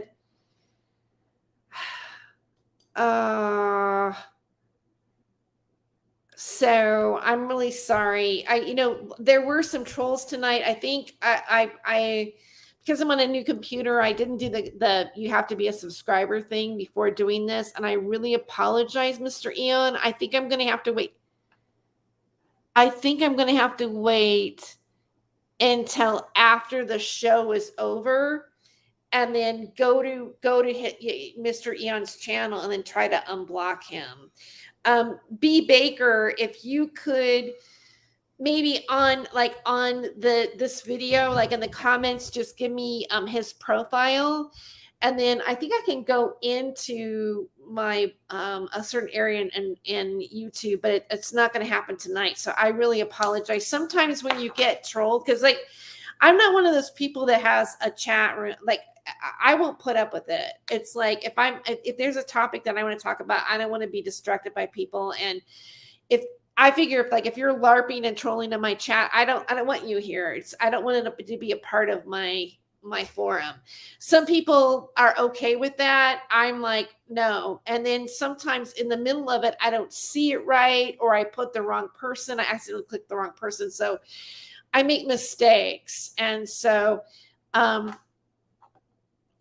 there was a blocked file, but I don't know what the name is. Okay, yeah, I think so. I have to go back into like the other part of my YouTube channel after the show and get him back. But my my deepest apologies. That's the problem with. It's kind of the reason why, in a way, I don't like being on YouTube because, you know, a lot of this, like now I have to take time out to talk about it for a minute, and then anyway. So, in terms of Hawaii, one of the things that stuck out to me that I just want to voice is that knowing that the celebrities and like Jeff Bezos did not lose his property because of it. Like like Oprah's house was intact. Julia Roberts' house is great. Lady Gaga's fine. Everybody who had like the rich part, people that own land, the people that wanted the land that got burned, they're all okay. And a lot of people are super angry at Oprah. And, you know, Oprah came in with a camera crew and they didn't want her there in the shelter. And what's the thing about, isn't there something happening, Jeff, you were mentioning the other day where The Rock and Oprah are taking donations or doing something on Twitter? Yeah, I saw that this morning, and The Rock says he's donated $5 million. You know, that's a tax write-off. So I'm sure Oprah has donated too. I mean, I'd have to go over to Twitter, but they set up a foundation to help them, and they're saying, you give money to this, we'll make sure it gets to them. You know, that's fine. And, you know, it's better than nothing. I've already seen where FEMA's saying they don't have any money to send them, which is a crock. I'm sorry, that's BS, because they didn't lose anything on us. But the people I talked to, if anybody was going to donate anything, I would do it through a church over there, or, you know, some native people there with their boots on the ground. I wouldn't trust anything Oprah or The Rock are doing. And then again, you know, it's a tax write-off for them too, you know. But yeah, you're right. I mean, look at the area that was affected. You know, look at the area that was affected. I have one last thing to say about Watts. What I told the people that I was talking to, that you know, because it's right on his website. He says, I negotiated a $13.5 billion settlement for the Paradise Fire victims. And that's not true. And he didn't negotiate anything, because I filed a motion and got him kicked out of the negotiation table for a conflict of interest when I found out he got all that money from PG&E via the hedge funds to represent us. But, you know, they own the media, and these poor people, you know, that's all I'm going to say. All right. So I want to move on. I mean, I know that Maui and what's happening in Maui is a big deal. But to put a little extra cap on it, the Maui situation, I'm hearing talk of a smart city, or that, you know, this land flattening is going to happen to make these smart cities, to bring in the agenda, to bring in, I almost sound like an old person, to bring in the Agenda 21, but to bring Agenda 21 to change us over to, you know, a more green or energy efficient society, that we are in the global warming. I think also there's the part, like there's the aspect of like Klaus Schwab's version of like, you'll own nothing and you will be happy with it. You know, living in your little smart city that's all enclosed in a big strip where all we have to do is sit around and wait for our Amazon drones to give us our deliveries. You know, there's that, you know, dialogue or fear that some of these fires and these natural disasters, like there's conspiracies that the disasters are created by the powers that be that are wanting to, you know, make us have less of us here on the planet, and then we're going to all be moved off of the land to preserve, and so that we end up in this sort of Agenda 21 situation. What do you think about that, Jerry? Do you think that's just complete conspiracy, or do you think that there's actually a reality to that? Well, I think they definitely want to expand control. I mean, that's one of the things that, when it comes to the tippy top, right? Like, they don't need money; they literally make the money. So it's never about money at the absolute top. It's about control. And so, would they ideally want to control everyone's life? Oh, absolutely, because they put it in their books that they believe that they're better than us, that they should tell us what to do, that they should say how many of us should exist. And I know that some people call it conspiracy, but it's like they literally put it in their books. So it's like it's from the horse's mouth. So, and this is where how that ethos goes. Like, if they tell you, then it's your fault. And so there is some truth to that, because there is a lot of people rallying behind their red or blue person in the Oval Office or in their Senate saying, "Oh, this one's different from their all." No, they're not. They're all the damn same. And it's like, yeah, it comes down to the control. And now, do they really care about efficient energies? No, they don't. Not at all. Like, no. Like, not, in terms of for the betterment of everything, no. For their betterment, yes. So yeah, they like, there's still reason for large industry to be more efficient. I mean, I've seen that firsthand. You know what I mean? Dealing with the clean air device and invention, right? And so they are trying to move to more cleaner combustion, but it's not because they care about the earth. It's because it costs them less resources and less liability. But now they also don't want, has to be at a certain rate, or else it becomes a negative to them. Because, for instance, I had a chat with the Port Authority of LA some years ago, and now there's, it was really interesting conversation, because they're saying, like, okay, the Port of LA is supposed to be all electric by 2018. This is like 2016 we were talking. And now I'm sitting there, with the Port Authority, and there's nuclear physicists with me at the same time, as well as another seasoned business veteran. And we look at the Port Authority and we're saying that's literally impossible. Even if you got like everyone in LA to get a hand, lend a hand, and haul something out of there, you couldn't do them that time. He's like, yeah, I know. And he's all, well, we do what we can, and we have to spend that money. that's pretty much what he said.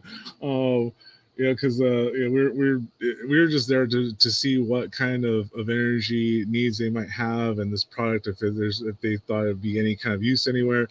And like, they like the idea of being efficient, but like I said, there's always like this pipe dream that the authorities sell, knowing that they're going to siphon the money to a bunch of their cronies.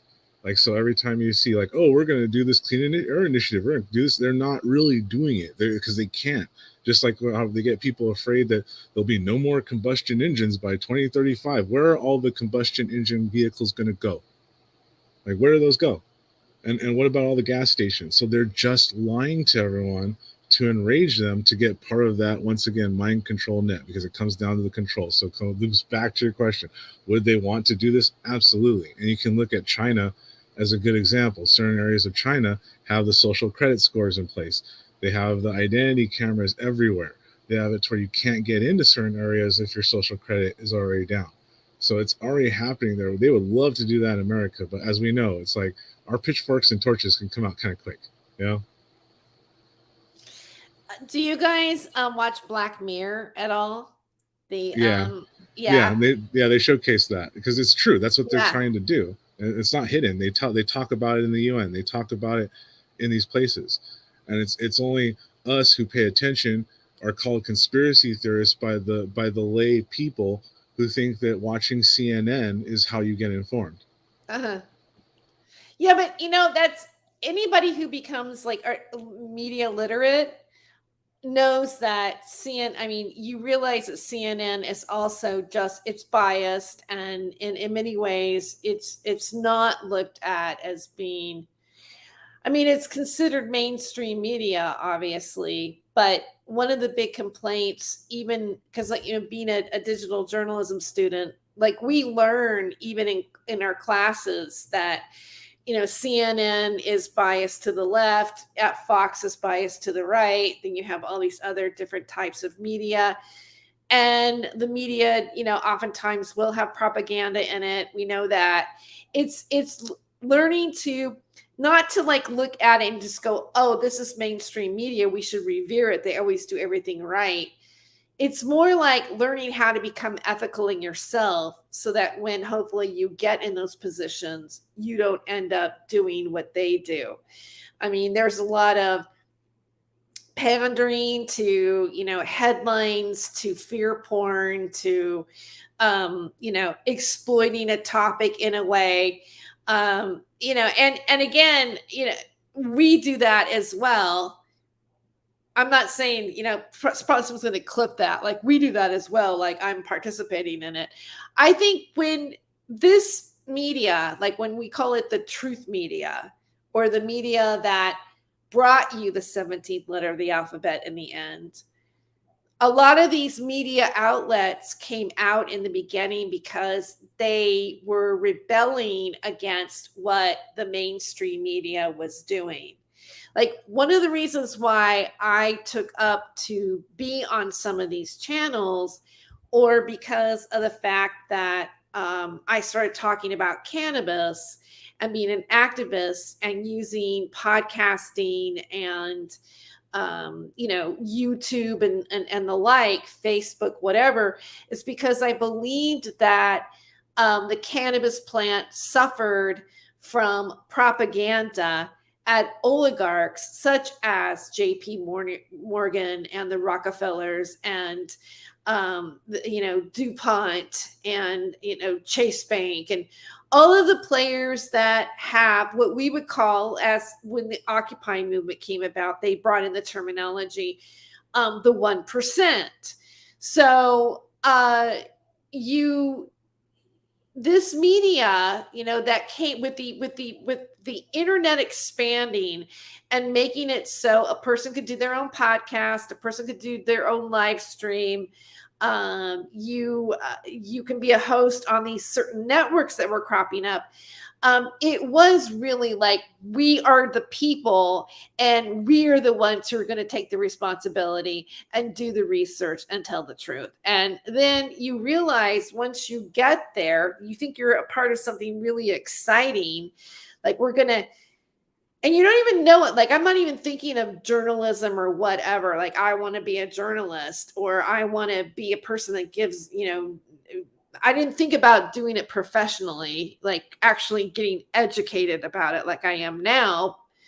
Because in a way, I kind of almost want to I want to try to correct some of the mistakes that I think I did on the different media platforms that I got involved with. There were a lot of things happening, at that time, or starting to happen, with us being able to participate and talk and share things. But when you get to, let's say, the media part of it, then people, it's almost like we're naive. Like all this information was coming out in this genre, like the genre that called itself the truth media, the ones that went into the super soldier stuff and the UFO stuff, and I really did work with Area 51, and this is really how it is. And there was just this big bomb. It was like a huge boom. It was almost like it almost reminds me of like how the comedy scene just had a big boom in the 80s, where like comedy clubs, went up everywhere. And, there was this, and there was this road comic lifestyle that happened. That happened in the 80s, and there was this big peak, right? I think this media did the same thing. And some of the people that made it peak were Carrie Cassidy. It was Miles Johnston. It was, Revolution Radio was in the forefront. American Freedom Radio was out there. Then you had this sort of conservative spin or conservative politics kind of brewing underneath it. And, and then in that came also, there was David Icke. And then you had, and I remember, there was Vinnie Eastwood. And I remember back in 2012, I was just eaten that stuff up, or 2011, 2010 on my own, not really telling anybody that I was watching this kind of stuff, you know, that was, you know, discovering James Casbolt, discovering Max Spears, and going, what is this? This is fascinating to me. Thinking that most people that listen to it would go, this is really freaky stuff. Like, what's wrong with you? You believe this shit? And why I just believed a lot of it, and I'm not saying I don't believe any of it now, but I think it's become really evident that there are a lot of grifters out there that emerged out of it, that all of a sudden at one point they looked all, you know, like they had the answers to something. And then all of a sudden they become monstrous almost, you know, like, I mean, in coming to mind, I'm thinking of, like, you know, Sarah Rachel Adams. You know, you have Sarah Rachel Adams coming out of this, who is, you know, horrible to people, and you know, has said terrible things online to people, threatened them, basically stalked them, even herself. And yet she sells herself as a, you know, UFO super soldier contactee, you know, healer, intuitive psychic, based on the birthing of all of this. And I think you could even, like, throw Stephen D. Kelley in the mix of all of it. So just media in general. Hi Jesse. I think just media in general just kind of, like, sucks. And the media that we've been involved in has done, speaking of Jesse being here, has done a lot of destruction. But it also at the same time has really shooken up in many ways our sense of reality. Like right now, I just think everything is effed up, really, in some respects, and yet amazing and triumphant and brilliant at the same time. But you kind of have to get through all the shit, no pun intended, Jesse, in order to, you know, get to the to figure out what the truth is. And then, you know, like, that's why I like doing live streams like this, because I'm just interested in hearing what you guys' thoughts are on these things. What is, like, because I know that Kate has a connection to this media. What is it? Your boyfriend is dark journalist. So you've been around, you've seen, you know, the 17th letter of the alphabet stuff happen. And by the way, I'm going to get to Isaac Cappy here in just a second. You know, Jeff Reed, you've been around this. You've been working on that documentary with, you know, like, I mean, with Kevin Moore about Captain Mark Richards and the Carrie Cassidy stuff and everything. And then Jerry, you've been in the super soldier stuff and Carrie Cassidy, and, you know, a history since 2012 until now. Lori and Fenton, the super soldier summits, summits and everything. And you have a history with Stephen D. Kelley, and that's why I wanted to bring you on. Now, to recap Stephen one more time before we move on, because even as I end this show, I just have some trailing videos I'm going to share, just whoever's tagging along. But do you have any final thoughts on him running for president in 2024? When's he going to start campaigning? Wait, Jerry.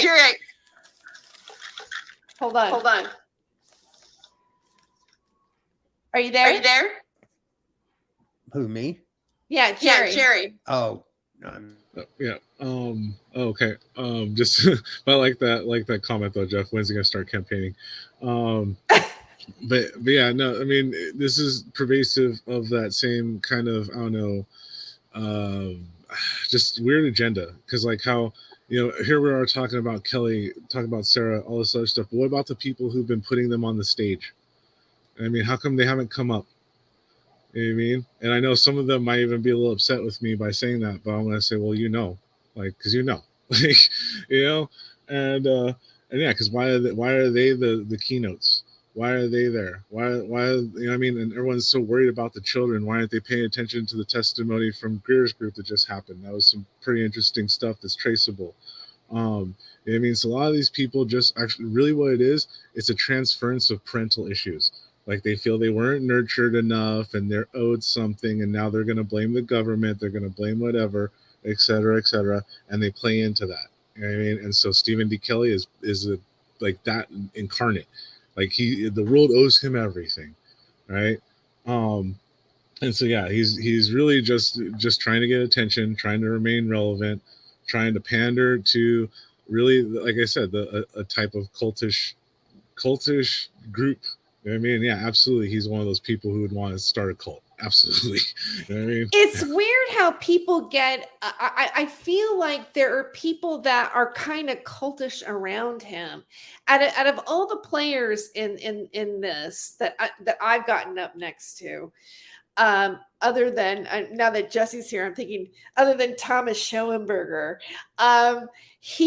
Stephen has that thing about him. There are people that seem to be obsessed about it, or that if you present them, if you argue their point, or you say, you know what, the man wears flip-flops with socks and smokes weed all day long and lives off the dime of a woman. He's a bit of an asshole, and he's making this up.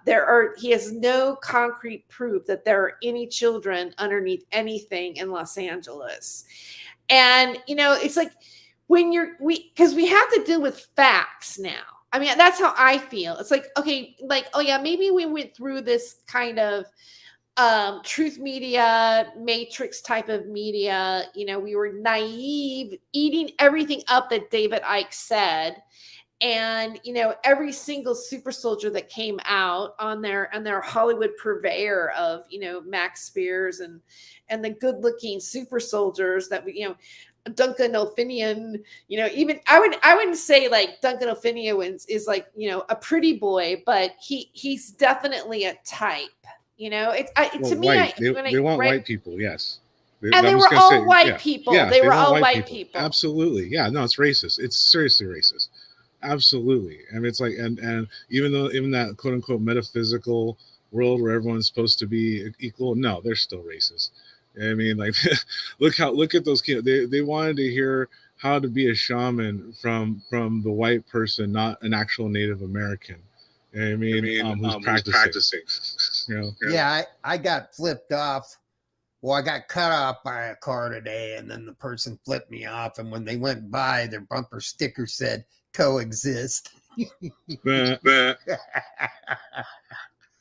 All right, so I know it's getting late. I mean, especially for Kate. So I'm guessing like it's almost 2:00 there, or is it 2:30 already on your end, Kate?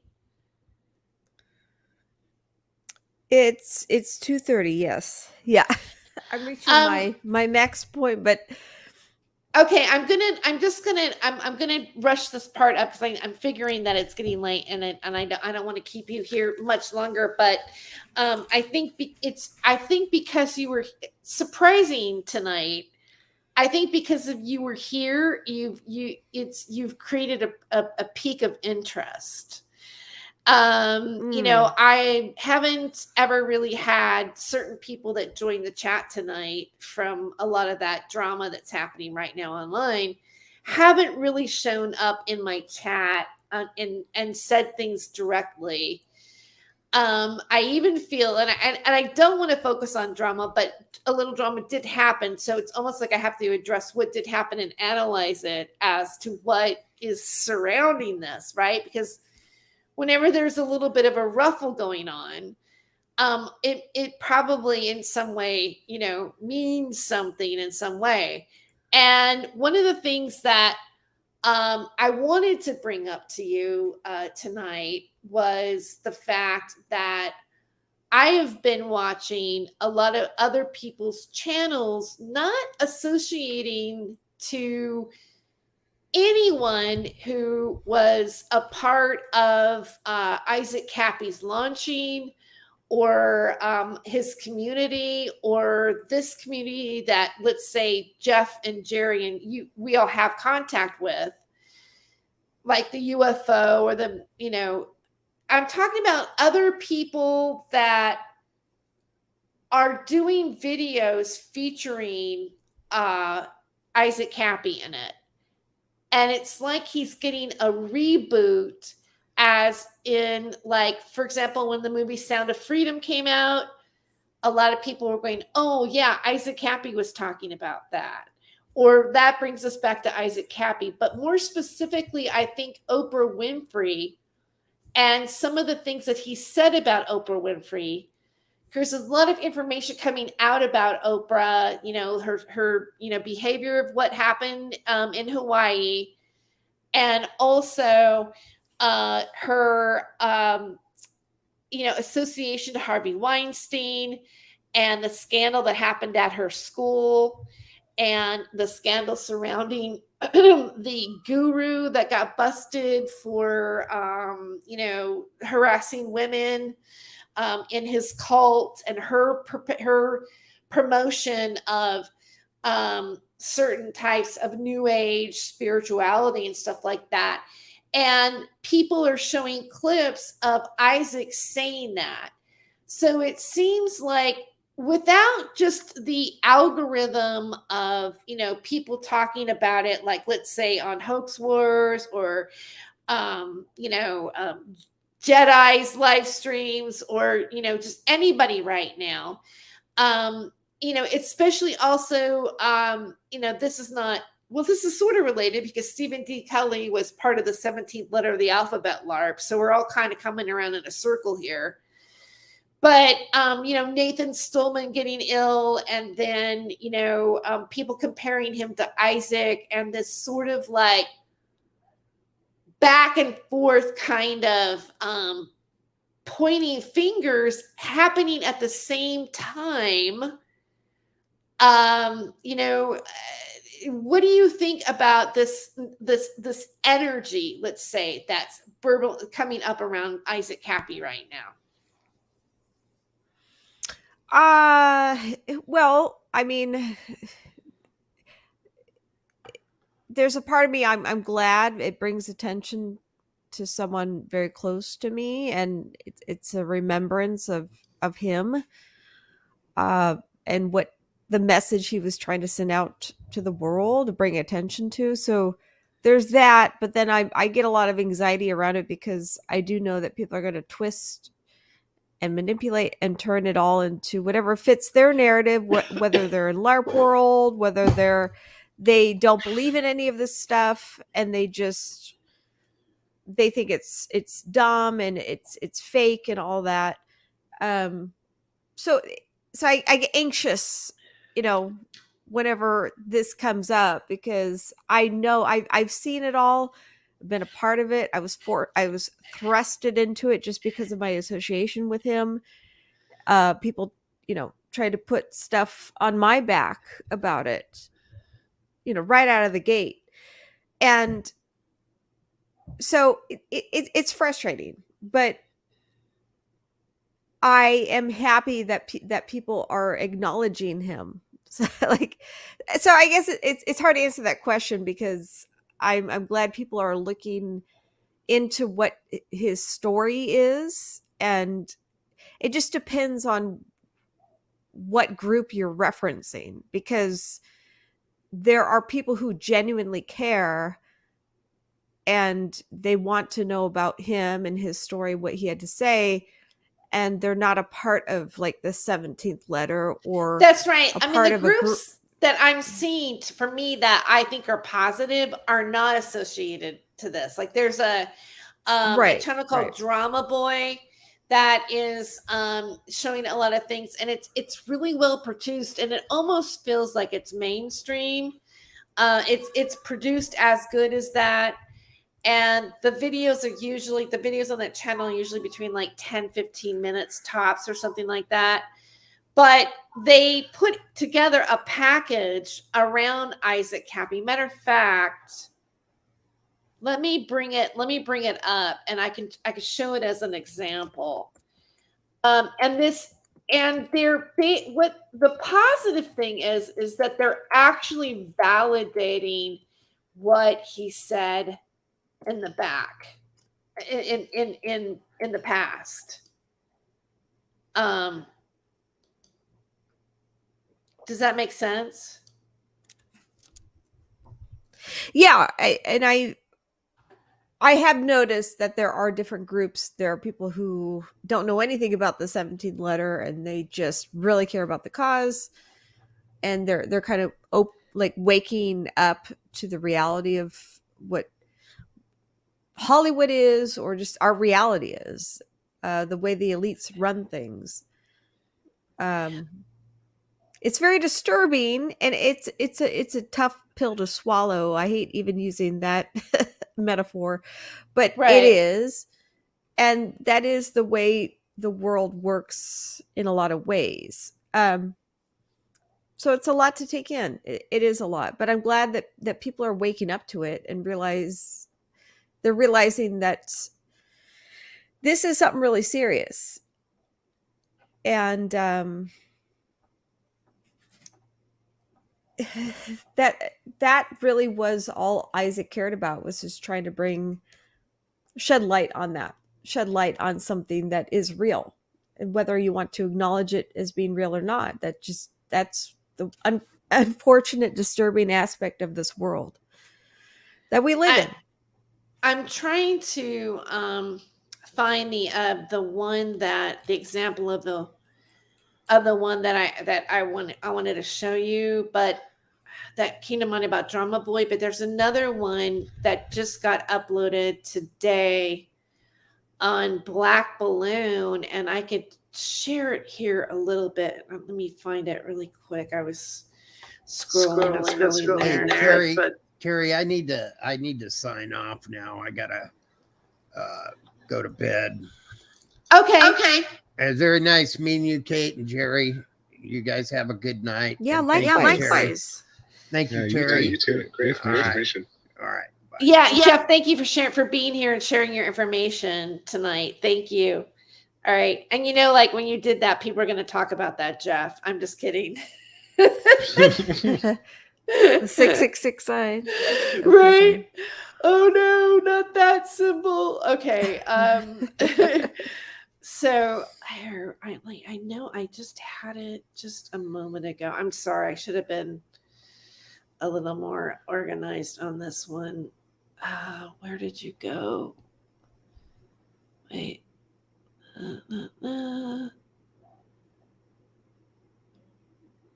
I was just looking at it. Hold on.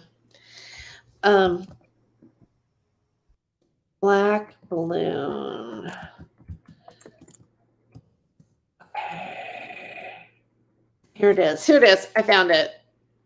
Okay. I'm gonna do just like a really quick. I realize this is a long show, but I'm gonna share this here and go here, and then let me put the banner because we're doing fair use on this. All right, so I want to just kind of play a little bit of this and what he says about his take. Pay the ultimate price. Here.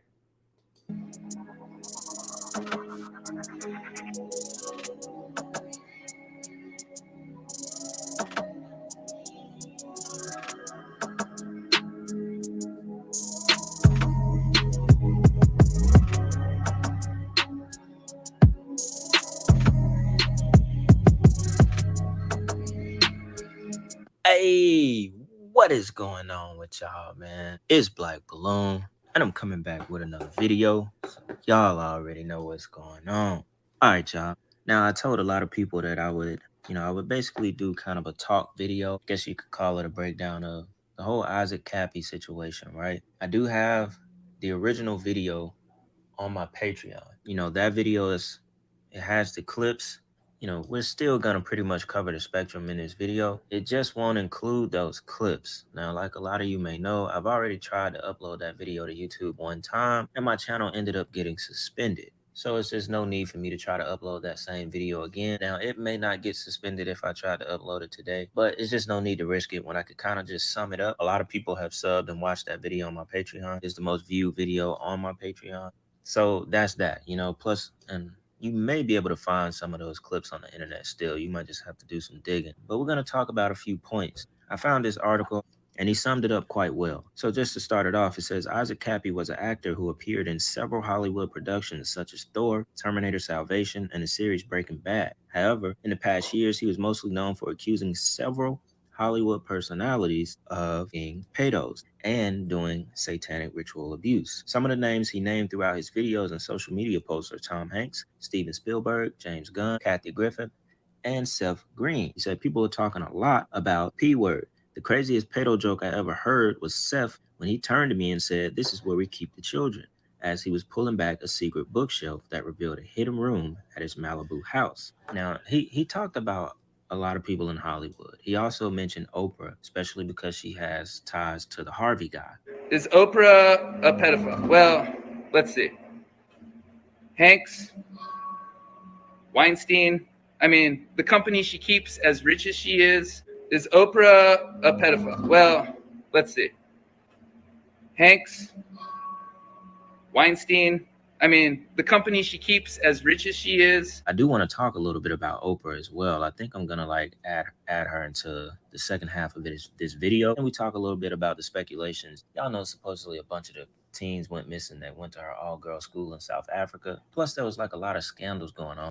Okay, so he goes and he talks about, because I don't want to play his whole video, but that the reason why I'm showing this is because there's a lot of people. He's not the only one. The whole Oprah thing in more than one host, and also let me say that also a lot of this is in the Black community. There's a lot of people in the Black community who have YouTube channels are talking about Oprah, and when they talk about Oprah, some of them trace it back to Isaac Cappy, and I find it's almost like people are going, oh, wait a second, maybe he was saying something. Let's go to here for a second. Off about that statement alone, because it says that he forced himself off a bridge, not he jumped off the bridge.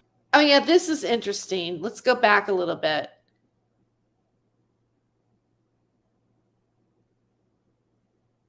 Okay, we're gonna get past. Let's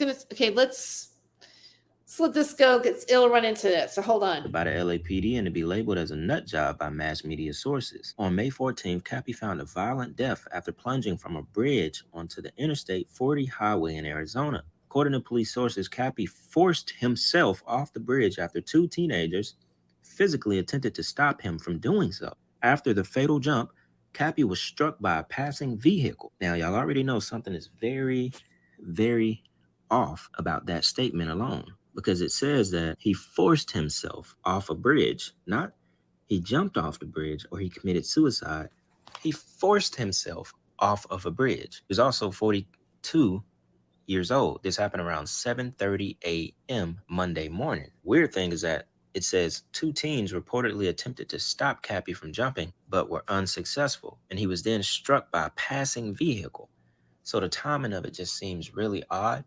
You know, first thing first, him forcing himself off, two teenagers that attempted to stop him, and he was also hit by a car as soon as he landed, basically. It really all just doesn't make sense. You can't force yourself off of something. And then how did the two teenagers attempt to help him? Did they get there too late before he forced himself off? Were they like trying to get him to not jump and he just, fought them off and jumped? There's all kind of speculations on how he actually died. And then you have the biggest theory of them all, that's not even the way that he died at all. I don't think we have any kind of proof until we get to Tom Hanks. But, then again, that could just be more to kind of, fuel the theory of how he died, which we're going to get into that post here in a second. It says Cappy died on the scene. Shortly before his death, Cappy deleted his entire Instagram history and posted a final letter with the ominous caption, "Beware the man that has nothing to lose, for he has nothing to protect." In this lengthy suicide note, Cappy writes that he has not been a good guy. Then, from the video, which was from this article, he kind of summed up a couple of the important things that he said from this video where he was sitting in front of this wall and he was talking. I think this was his last video that he recorded either on Periscope or Instagram Live. I can't really remember where it was recorded from. But he said a few days before his death, Cappy posted a final video where he repeats several times that he did a very dumb thing and that he let the darkness consume him. Although Cappy does not explain what exactly he did, because that would pit people he loves in harm's way, he convinced that there's no coming back from his decision and that his life was essentially over. And here's some notable quotes from the video, right? So this is for people that, haven't seen the video or you can't find it, or, like I said, you can go to my Patreon if you want to watch the clips of it. This will likely be my last broadcast. There are a lot of people that I kept out of my life that I wanted in my life, but I didn't want to bring them harm because of the Illuminati shit. This struggle against darkness consumed me. Yeah, I'm a bad guy. I'm a bad guy. I have done a disservice to God. I have done a disservice to America. Did I hurt a child? No, I did not hurt a child. I did not kill anyone? No. No, I'm not being threatened. I took some bait. There was a lot of work in inducing what I did. I'm a traitor, and it happened in a blink of an eye. I accessed some very high levels of consciousness, and then I went way, way, way down. I exposed a lot of bad guys, and now I'm exposing myself. Have I become one of them? I am. Now I am one of them. Those people that I was so concerned with finding and rooting out because of the darkness, and I just let the darkness consume me. In the beginning, when I came out, it was from a place of bravery and love. I have betrayed all of you. They will write books about this decision, how fucking dumb this is, although we never found out what he actually did. Did I lie about Seth Green? No. Seth Green is a pedo. I crossed the line I shouldn't have crossed. No, I did not take a satanic vow. I am not suicidal. I'm not suicidal. I'm not suicidal. So that's pretty big, because usually people who commit suicide, they don't tell you that they're not suicidal beforehand. Interesting that he decided to say that he's not suicidal. And then obviously, as the script goes, he ends up committing suicide, supposedly, allegedly. I'm not going to tell you what I did, because at this point it could still endanger people, and I don't want to do that. Can you help me? You can pray for my soul. Did not join the Illuminati. Something bad is about to happen. Some things were planted inside my consciousness. Have I been MK Ultra'd? Well, let's say there were some things that happened that were not normal, as far as things playing in my head that came from the outside. I need to pray. I need to pray a lot. Whatever he had going on behind the scenes of the deep, dark Hollywood, he knew his time was coming, and he pretty much let it be known in that last video, right? I could have avoided it very fucking easily. Okay, so I'm gonna and again, I will make sure that I include this. This is a Tom Hanks post that he talks about, that was posted on Route 66 before he passed away, and that there's a belief that there's a connection with that. But he does get to the Oprah stuff, which I wanted. This is kind of the nugget, and I think it's because of the activity surrounding Oprah that on a larger level, people are looking back at Isaac. I'm basically saying the same thing I said before, but I'm just recapping it. Than you ever imagined. I never had children. Never even thought I would have children. And now I have $152, expecting 75 more next year. We arrested a former employee who was working at Oprah Winfrey Leadership Academy for Girls. She was arrested yesterday for several charges, including assault, indecent assault, as well as soliciting girls under the age to commit indecent assault. And she's now at the Vereniging police cells. The good people. Well, there's a lot of good people. Don't get me wrong. There's tons of good people. But there's a lot of people that can be corrupted. They can be bought off. You don't trust Oprah? Oprah's a slave trader, guys. You shouldn't trust Oprah. Oprah is a slave trader. Let that sink in. It's 100% true. Why do you think she has that school in South Africa? Why does she hang out with who she hangs out with? Why do you think she has that school in South Africa? Why does she hang out with who she hangs out with? There's a reason why Oprah is so powerful, and it's not pretty. All right, y'all. So now on to the section of the video where we talk a little bit more about Oprah. So I found this random article on the internet, and it was updated a couple of months ago, actually. So it kind of lets you know that these rumors are still circulating around the internet. So it says Oprah Winfrey's former scandals have strangely reappeared in the limelight. The phrase Oprah School Missing Girls went viral recently, with the television personality's older, South Africa school controversy being brought to the surface. Several people have gotten into a debate as to whether the girls from the Oprah Winfrey Leadership Academy for Girls are safe. Some claim that multiple students have mysteriously disappeared. The popular television producer has not addressed the matter in recent days, reacting to the ongoing rumors. For those unversed, the 69-year-old funded the Oprah Winfrey Leadership Academy for Girls in South Africa in 2007. This comes after she had talks with Nelson Mandela about the looming poverty in the country. The $46 million boarding school then came into being with a 52-acre campus that included several amenities. Recently, rumors have been spreading like wildfire that several students from the educational institution went missing. So a lot of people on Twitter were, basically tweeting out that a lot of the kids were going missing. One of the most popular tweets just simply said, y'all know Oprah had a school for girls and all of them came up missing. Now, I'm not sure if all of the children came up missing because it seems like she takes about up to 200 girls a year, but I'm not sure if that's accurate. I just going off that clip where she said she had 150 children and 75 more were coming in that next year. But of course, that was way back in the early 2000s when she started the school in 07, right?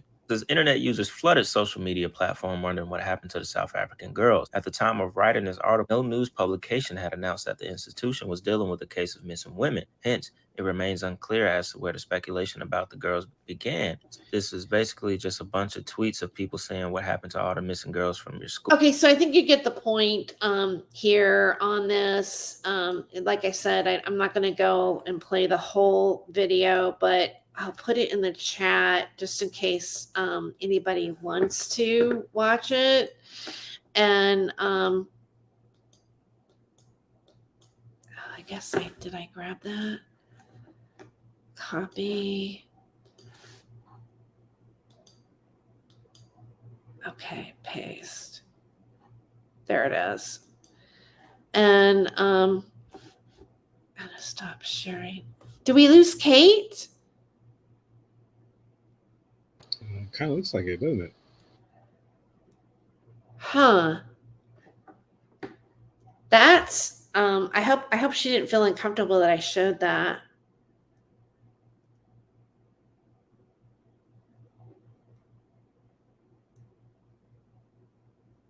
Oh well.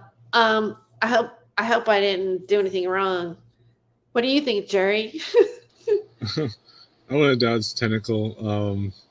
Some just technical glitch here happened because it didn't seem like she was offended. But I honestly don't know the connection there in terms of her involvement with this situation.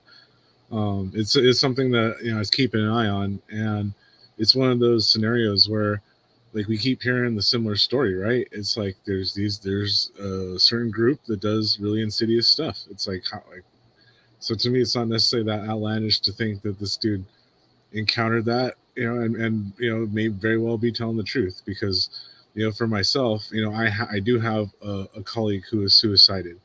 You know what I mean? And so that does happen. And yes, you do have to make some of these statements because they do like to make it either look like a suicide or an accident. So like the car accident thing was mentioned earlier with Jeff.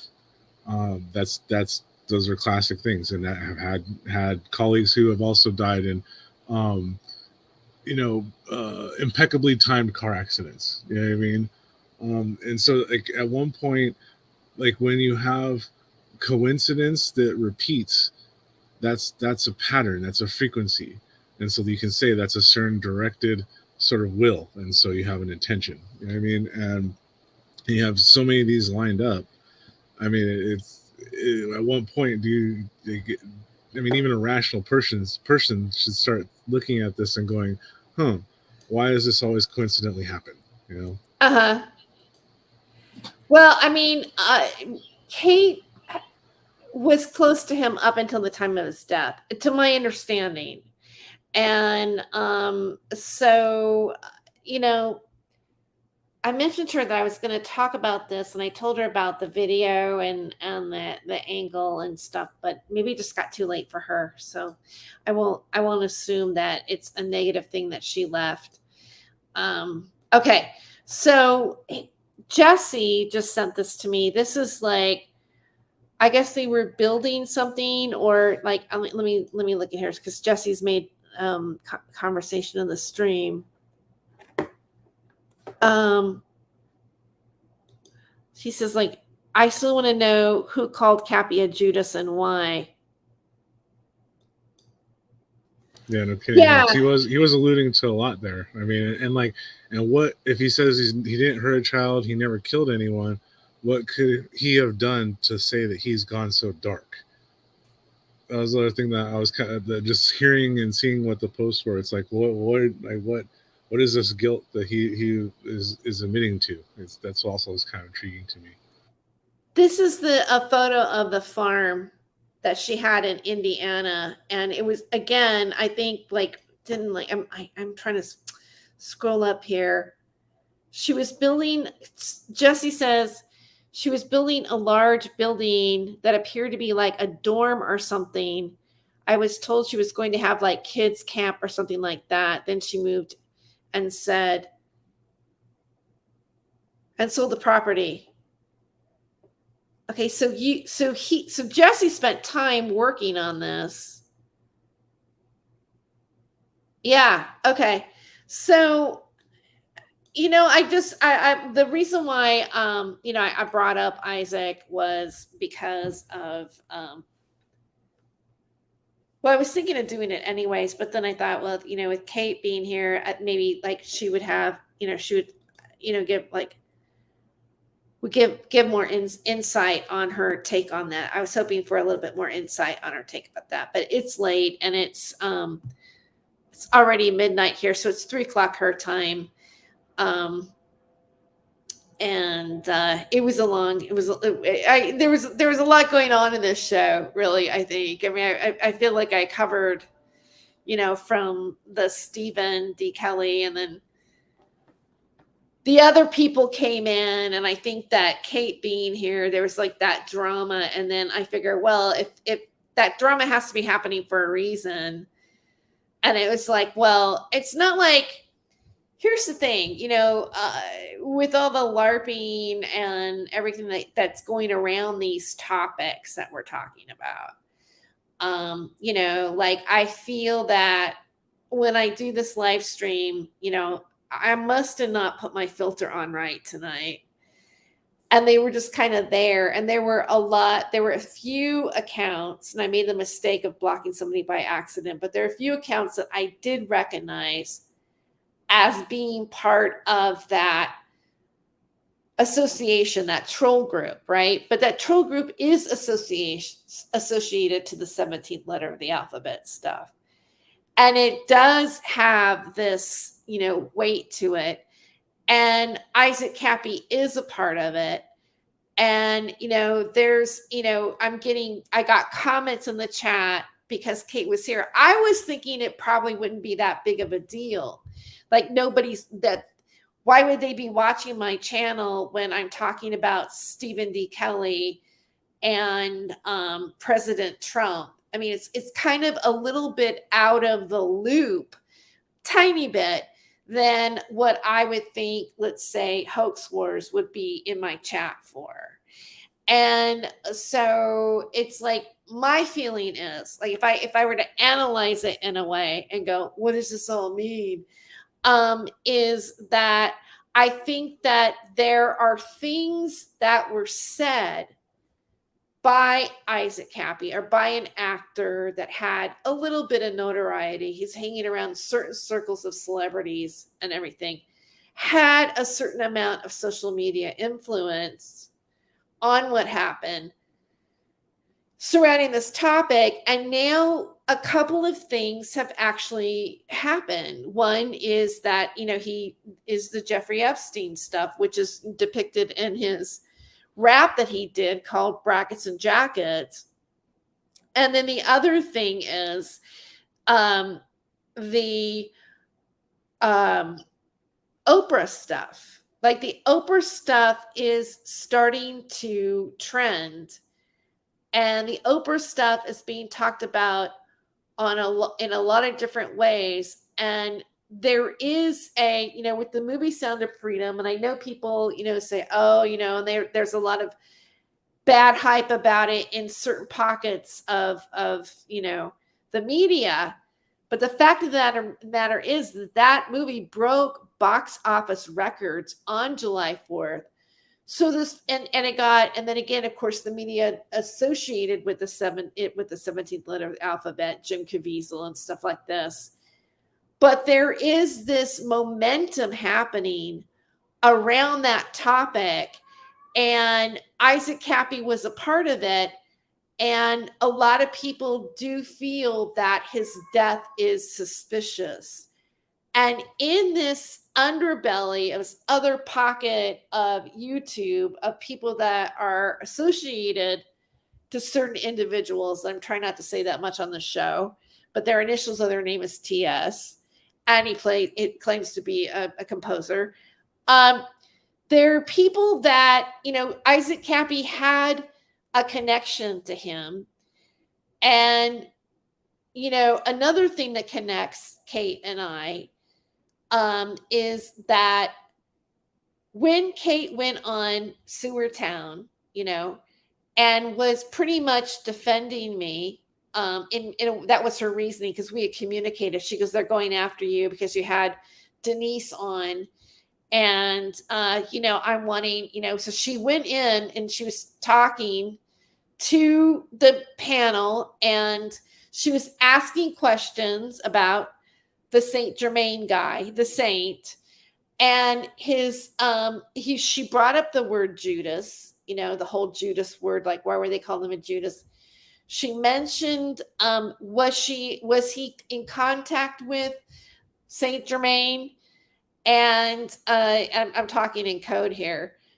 And she brought up the Cicada 3301 puzzle in relation to it. And at this time, when I was viewing this, I had a lot less knowledge about those topics than I do now.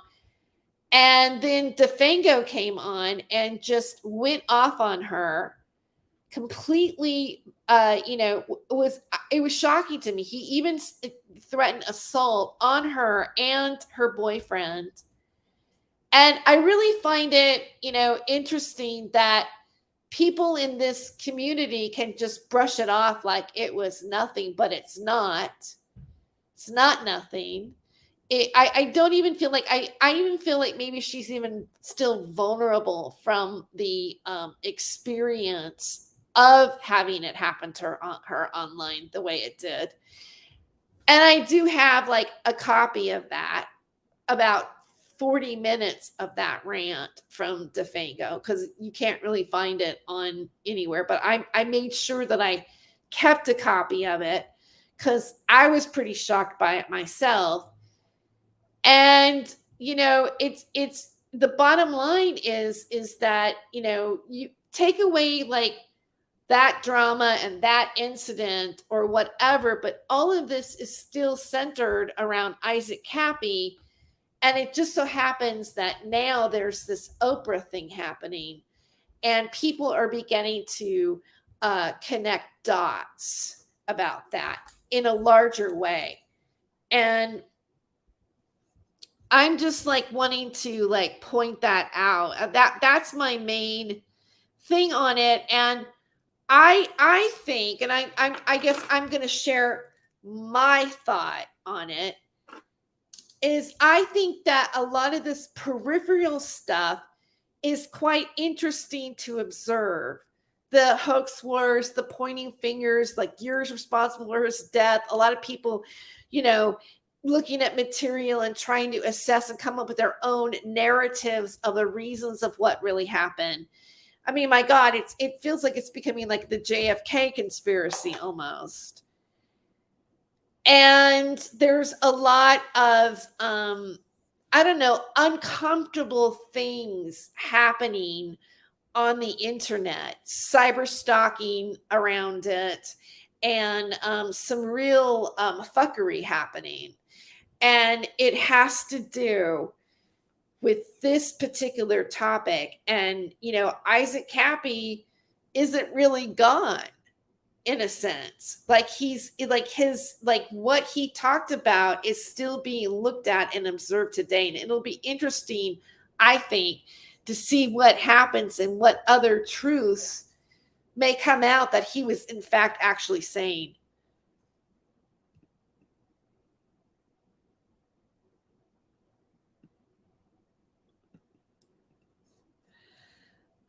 Oh, they're talking about like they were calling it Sewer Town. So Jerry, before I end this stream, do you have any final thoughts on anything that I said? Is it just absolutely freaky or what? What do you think?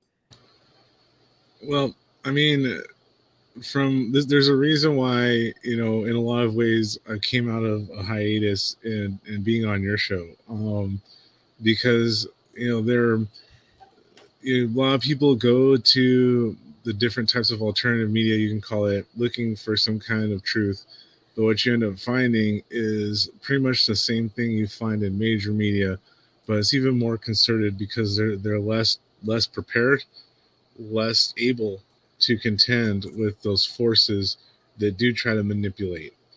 And so to me, when I see like these, like you're saying, like these communities that are attacking each other, like that is once again part of that mind control apparatus, because it's one group asserting that they know something that they can't. And I see that all the time. Like we might suspect things, but there's certain stuff that we just can't prove. And there's a lot of people who will never relinquish that fact that that there is a difference between their opinion and a fact. And so this is where we get that these kind of riffs, but then we also have to wonder sometimes, is it more of an agenda in relation to some of these things, especially like with this actor in this case, because it's like I'm not really sure what there is to go against in this case. You know what I mean? So it's like someone who's like, oh, that Isaac's such a bad person, you're stupid for talking about. Anyone who's saying that is obviously triggered on something, because and it's not because the Isaac was lying, I don't think, because it's like, what's the motivation for him, especially when you have it cited, what it fought he fought himself off the bridge or something like that, or forced himself off the bridge. That was an interesting phrasing, because you don't see that, and like in that, and forced himself off the bridge, like when you take that into the context specifically of the mind control technology that's out there. And once again, like, look it up, it's not a conspiracy, there's commercial aspect to this. It sounds like that. It sounds like the intrusive thought patterns. It sounds like projected thought patterns that can be induced different ways. And now this person is someone that they would definitely want to focus on, because as we're seeing, why are we believing this random actor? Like, we literally are just believing him. Like when you think about it, like where is any hard evidence? But you see the concept of the fact that he's been in a movie, been in the media. There's a subconscious switch that happens in listeners that say, oh, well, I should listen to this person because they are elevated in society, and so therefore I might be able to figure out how to be more elevated or be safer in the crowd because this person says this. And this is a phenomenon they know about. And so that's what makes him more dangerous than most, if in relation to any potential truth. And yeah, the sequential actions that happen in terms of his posts, that oddness of his death, like, yeah, it's very suspect. You know what I mean? And in terms of some of these players, if we put our Insidious hat on, like, they would have obviously weighed, like, what's more dangerous, letting him persist or having rumors go around forever. And so apparently, like, having the rumors go around forever of how he died, etc., was more acceptable than trying to discredit him. I mean, ultimately, because yeah, that statement of like fought himself through off the bridge, it's like, okay, yeah, like everyone does that when they, and especially after they they make a video that says I'm not suicidal. Like, yeah, that's always how it goes. Right. So yeah, and yeah, and I think that how many more sources, how many more people have to keep saying that there's an issue with pedophilia, there's an issue with human trafficking, there's an issue with these control groups that do insidious things for their control, until enough people start realizing, it's like, yeah, don't have loyalty to that corporation, don't have loyalty to that politician. I mean, they're not, they don't care about you, they never have. I mean, and so and this is where how those who get triggered by a lot of these things obviously are still holding on to that somewhere. I mean, and because yeah, it's kind of strange that someone I think would attack a group, another show for association with this person. If that's kind of what's happened, that's very indicative of who's doing the attacking. Like they kind of like outed themselves. You know what I mean? Orlando's acting up. Orlando gets votes from Skip. If Dog can vote for Cat for president, everything will be okay. Yeah, Orlando's going to win tonight. I think Orlando's going to end up being he's tied right now with Trump. Last time I looked. All right, it's getting pretty late. It's 12:16. I have a feeling you can go late all night long, but I've got a whining. Orlando's getting tired because this is a time where he starts to become more alive.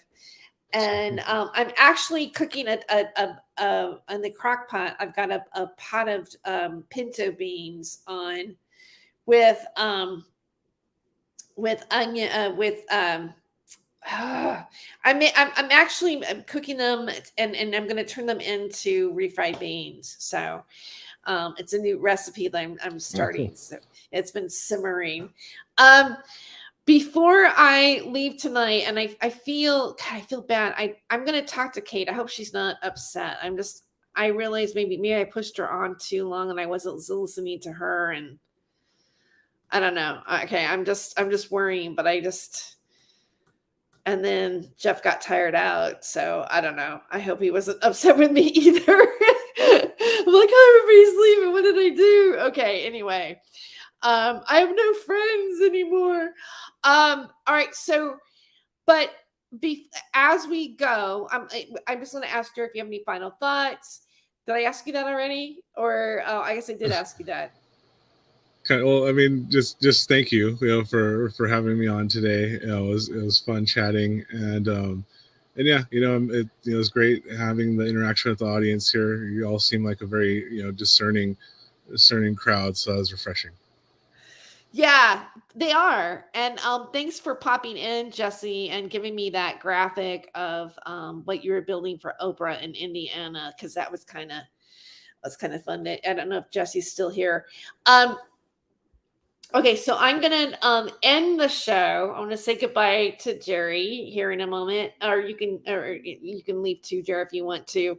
But I'm gonna end the show showing a stream that I had of Stephen D. Kelley and and James Robert Wright walking around at the Getty, because we were supposedly shooting a documentary on our cell phones at that time. This is 2014. And, obviously there were no children under it or any, dialogue of not what I want. That was George Lopez, actually, though. Kind of interesting that he popped up. Let's see.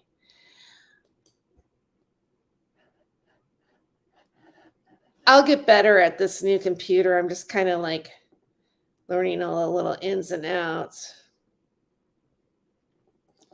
Let me see. Where is it? Give it all to me. Okay. Where did it go? Wait. That's the thing for tonight. Like, where did it go?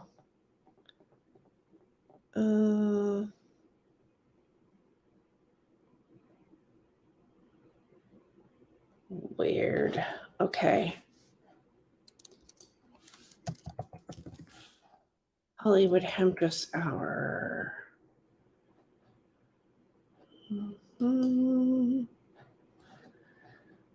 Let's see. It's on the live stream now.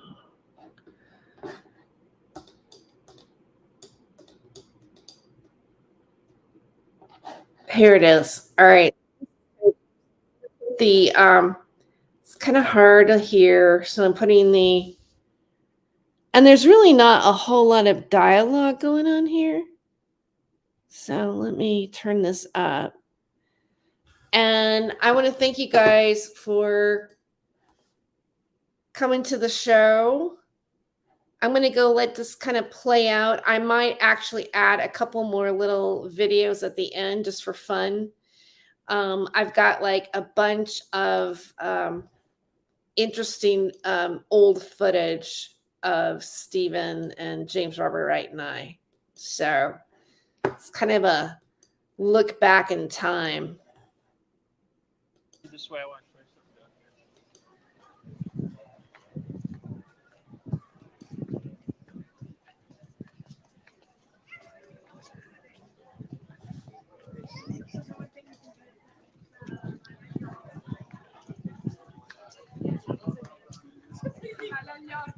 Non può dire niente.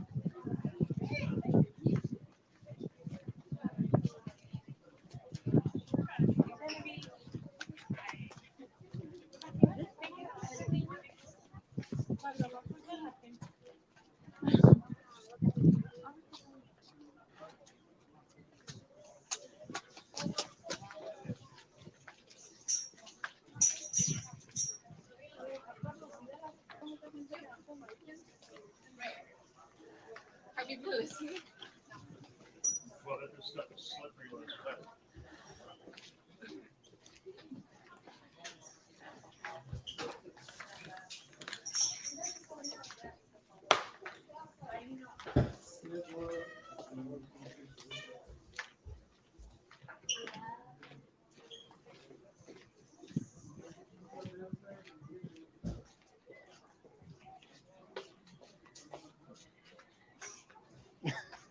Sonny cut little corners.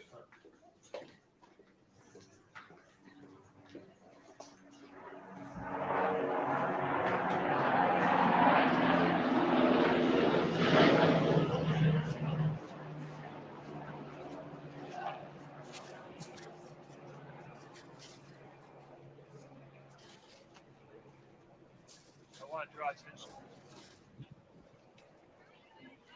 Basically, hold on. We want to look at the angle of this slope because this is indicative of a bunker. You know, obviously the slope is meant to deflect some heavy hits. And again, this is a actually fire position up above.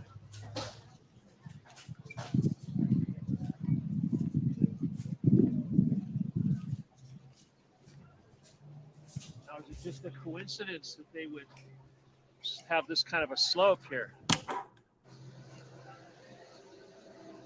No, I don't think so. All right, let's continue around. Okay.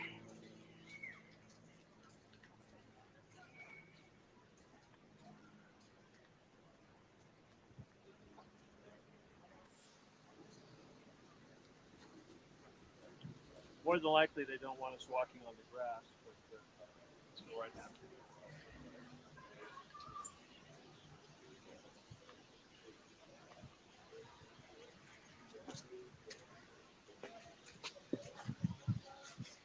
Steel.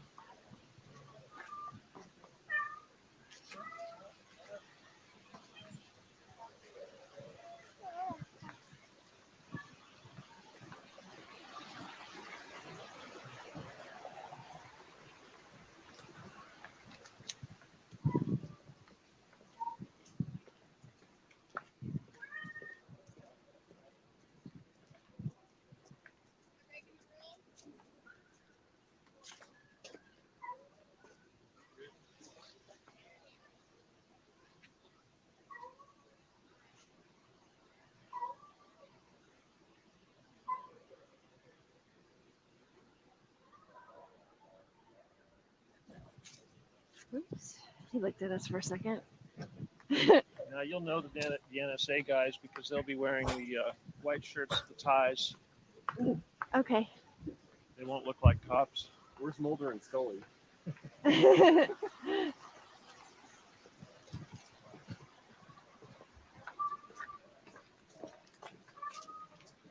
going to get a better view of the CIA compound.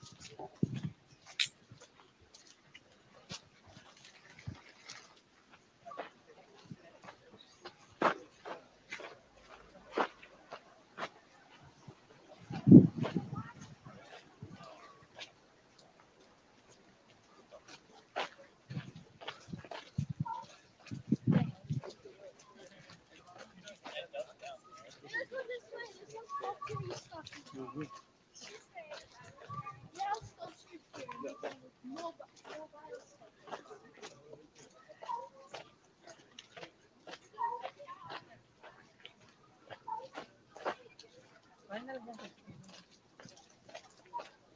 I almost smelled like weed there for a second. Oh, really? It did to me. Be a nice place to toke at. Let that be something.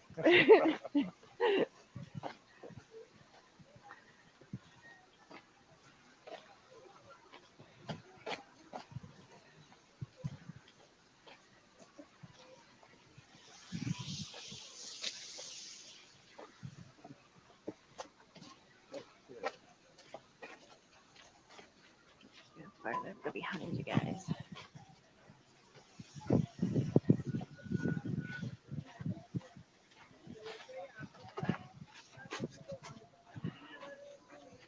Well, you can't see much, but over there is the compound that houses all the security personnel.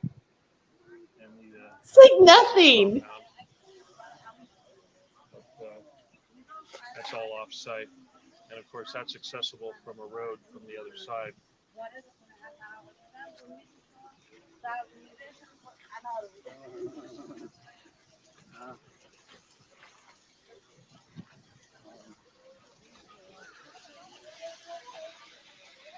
Well, apparently it's okay with the drought with this waterfall. Apparently, huh? Yeah. One's good. Yeah. Yeah, this one's not an issue, huh? Nope.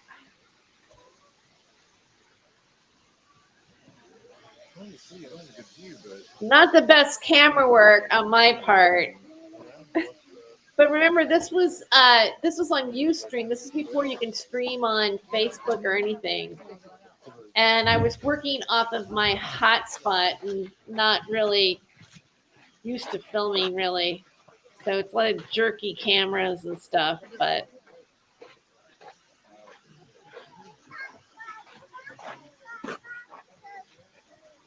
Napa, Napa, Napa, Napa. How many times do we say Napa today?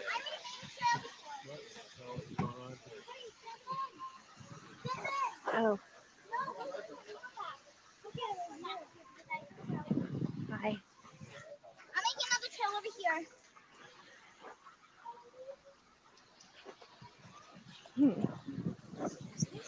Oh, shit.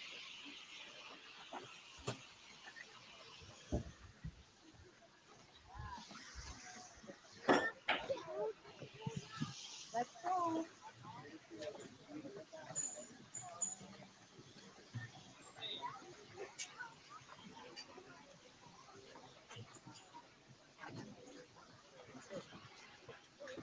I'm actually live streaming right now. Are you really? Yeah, there's no viewers, but yeah, I'm live streaming this on my Freedom of Choice channel.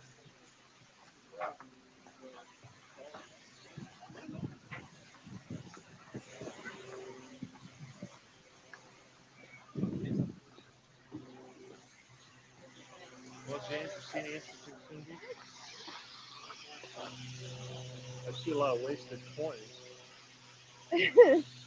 Like the Getty needs their coins. That's pathetic. No, that doesn't mean we can lose. Some of these coins didn't even make it into the water. Oh my god.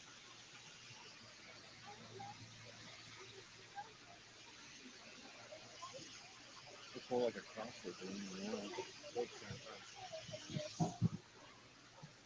Those little steps over there kind of just.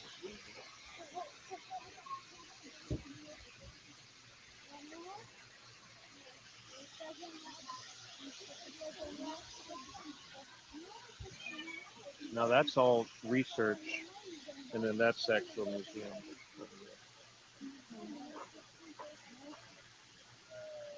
Let's go look at some art. Okay. Yay.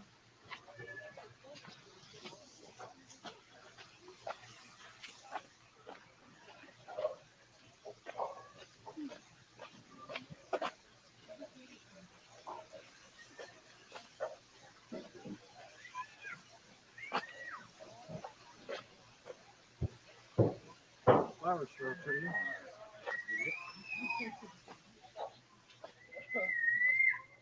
some pretty flowers here.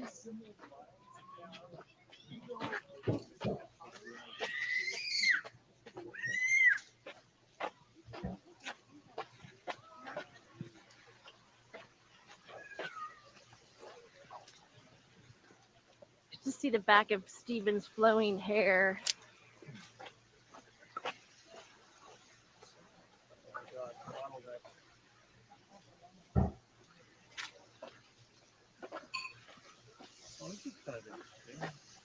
Got this hole drilled right here.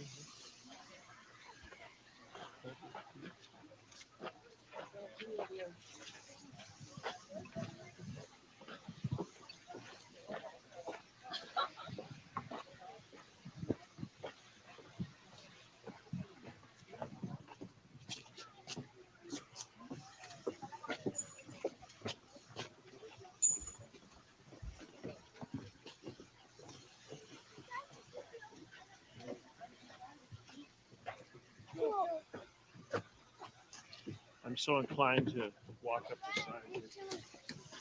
Yeah.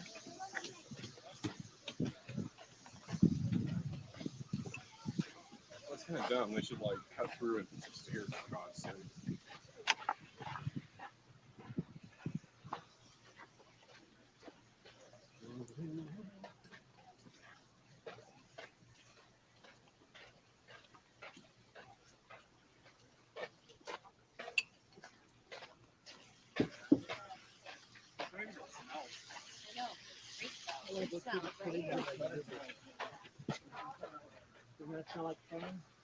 Yep.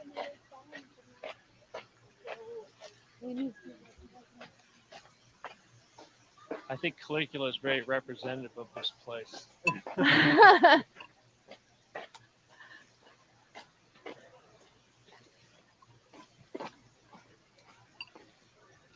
Is there a hot dog stand?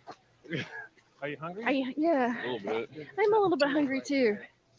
I need a fucking hot dog.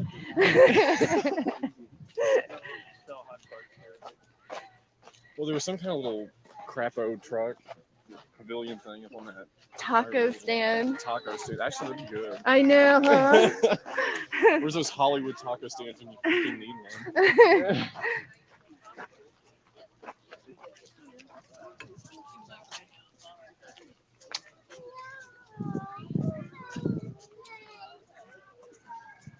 Well, that's a little cafeteria right there.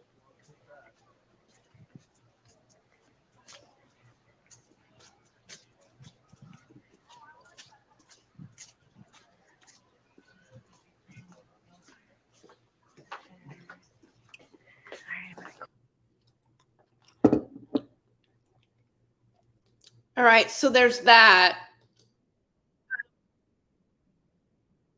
I actually, my beans are done, so they actually came out pretty good. The pinto beans, so I was like trying them out while I was playing that. All right, so a couple more things I could probably share before, just because it's kind of fun to kind of look back at some of this footage. I'm just going to play it now because I might never play it again anywhere. So what the heck? This was at that Italian festival.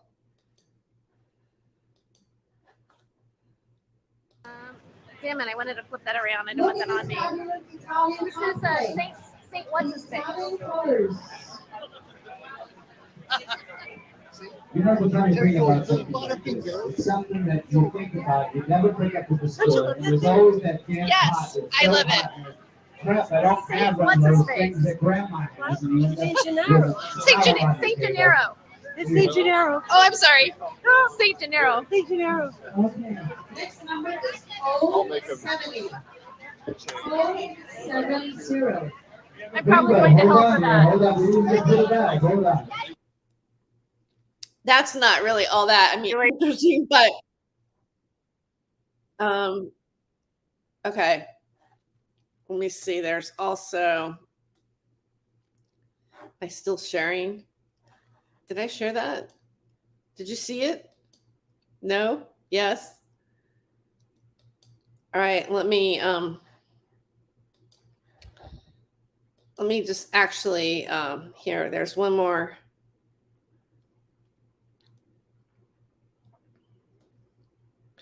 This is kind of interesting. Actually, that's not as interesting. I think this one's interesting. See if I can okay, closed caption. It's not available on that. Nah, I don't think that's well, I'll play it a little bit. The heck.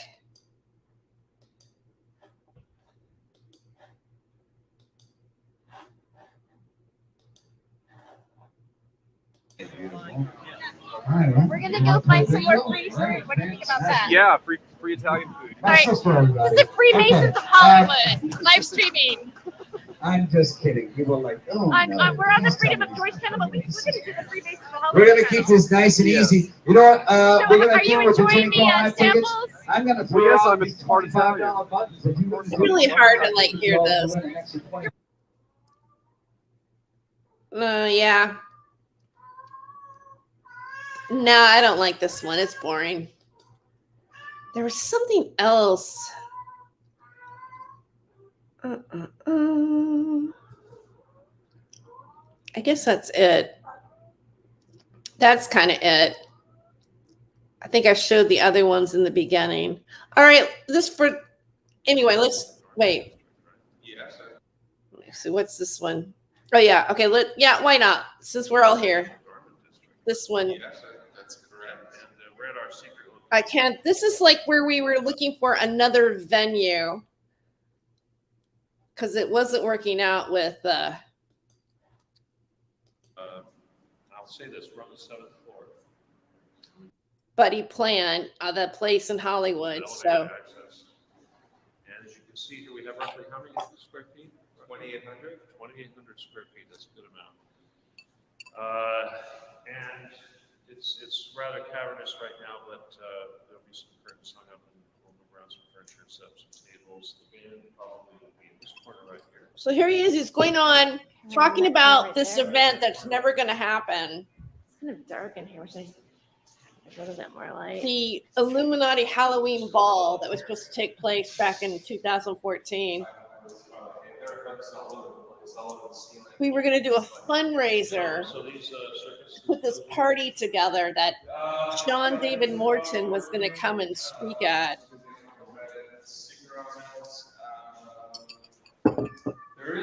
And there was going to be a dual live stream on Revolution Radio. This guy was cool with letting us film this.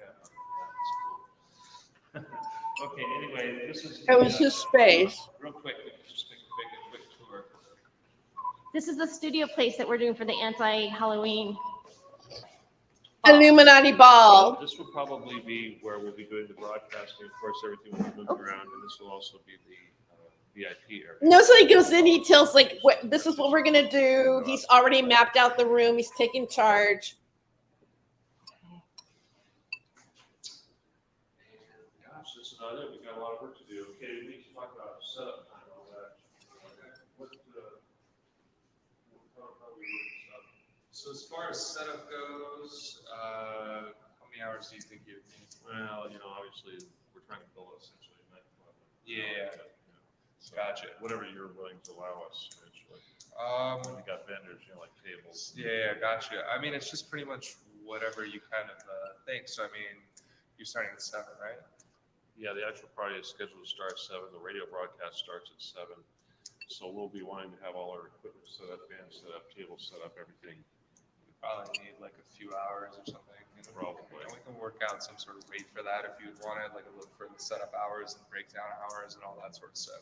Right. So yeah. Now that's the other thing is sometimes these guys that bring out the tables, I don't know if they're able to pick them up the same evening. Sometimes they want to pick it up the next day. Yeah. I mean, we can arrange something if we wanted to do that. All right. Well, we got to play it by ear then. So this sounds like your cook set. Good. Okay. Good. Okay. Let's just show them where the bathrooms are real quick so they can see that we do have some bathrooms. All right. This, oh, well, that's not going to stay here. It's going to cost organized. Was a fog machine and all that? No, not unless you wanted to use it. Heck That's yeah. a hectic. It's a really Heck crazy yeah. light with lasers. Oh my god. We could totally use that. Yeah, we could totally use that. In fact, we're going to be doing dry ice and fog. I mean, my gosh, it's Halloween. Oh yeah. Okay, excellent.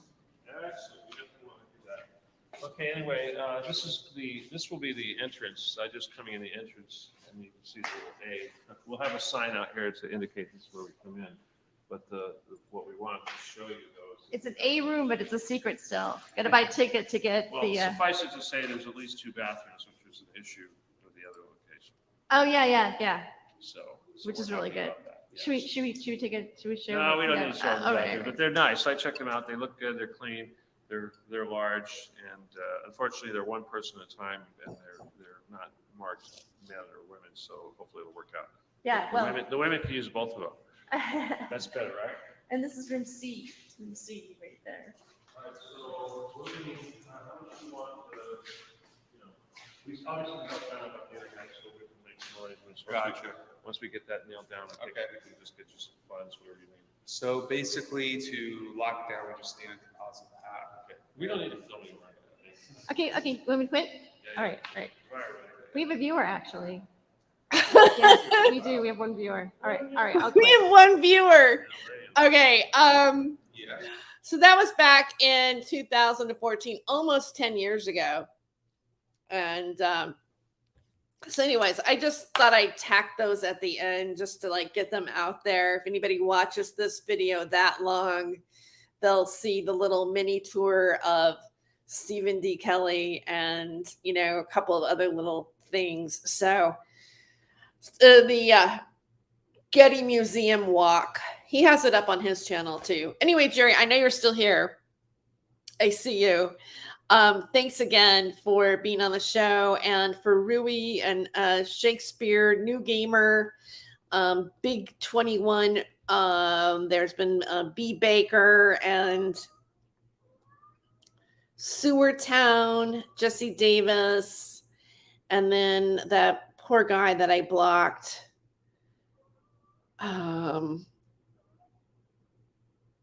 Mr. Eon. So sorry, Mr. Eon. Really, I probably don't sound like I'm sorry. I'm like, oh, I'm so sorry, Mr. Eon. I'm laughing. I shouldn't be laughing. You know, I don't know. It's late. I'm getting tired, but I'm sorry. And God bless everybody, even Hoax Wars.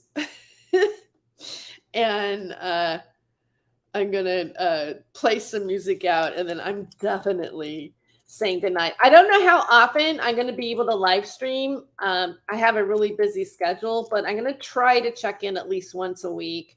Either I'll be here or I'll be on Rumble, or you'll see some sort of video somewhere at where I'm at. And again, I want to thank all my guests, even the ones that I wore out that had to leave. And so hold on. We're okay. What am I looking for here? Epidemic sound. Okay.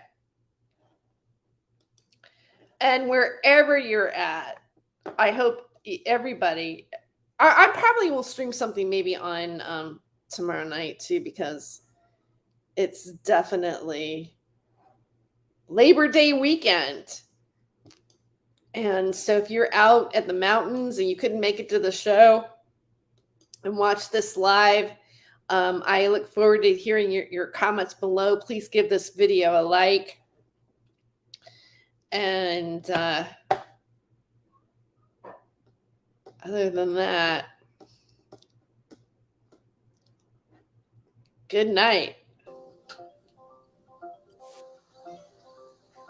Save my soul.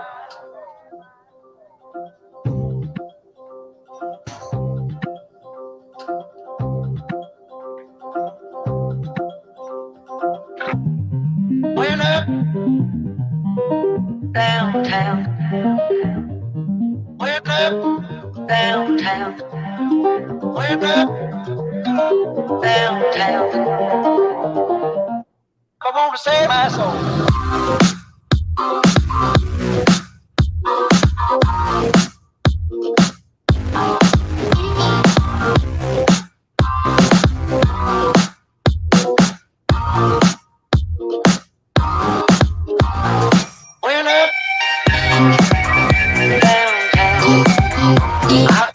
went up downtown. Went up downtown.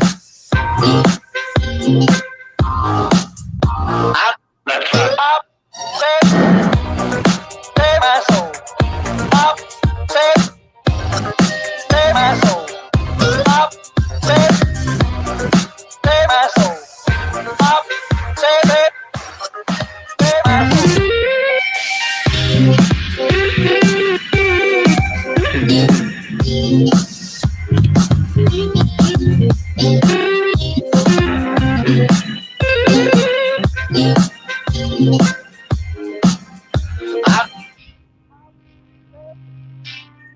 Save my soul. Pop said, save my soul. Oh, Pop said, save my soul. Pop said, save my soul. Pop said, save my soul. Pop said, save my soul. Oh, Pop said, save my soul. Pop said, save my soul. Pop said, save my soul. Pop said, save my soul. Oh, Pop said, save my soul. Pop said, save my soul. Save my soul. Pop said, save my soul. Pop said, save my soul. Pop said, save my soul. Went up downtown. I went up downtown. Went up downtown.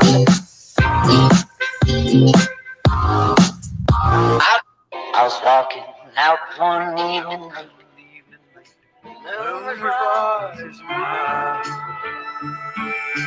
headed for the riverside, around this fuss and fight.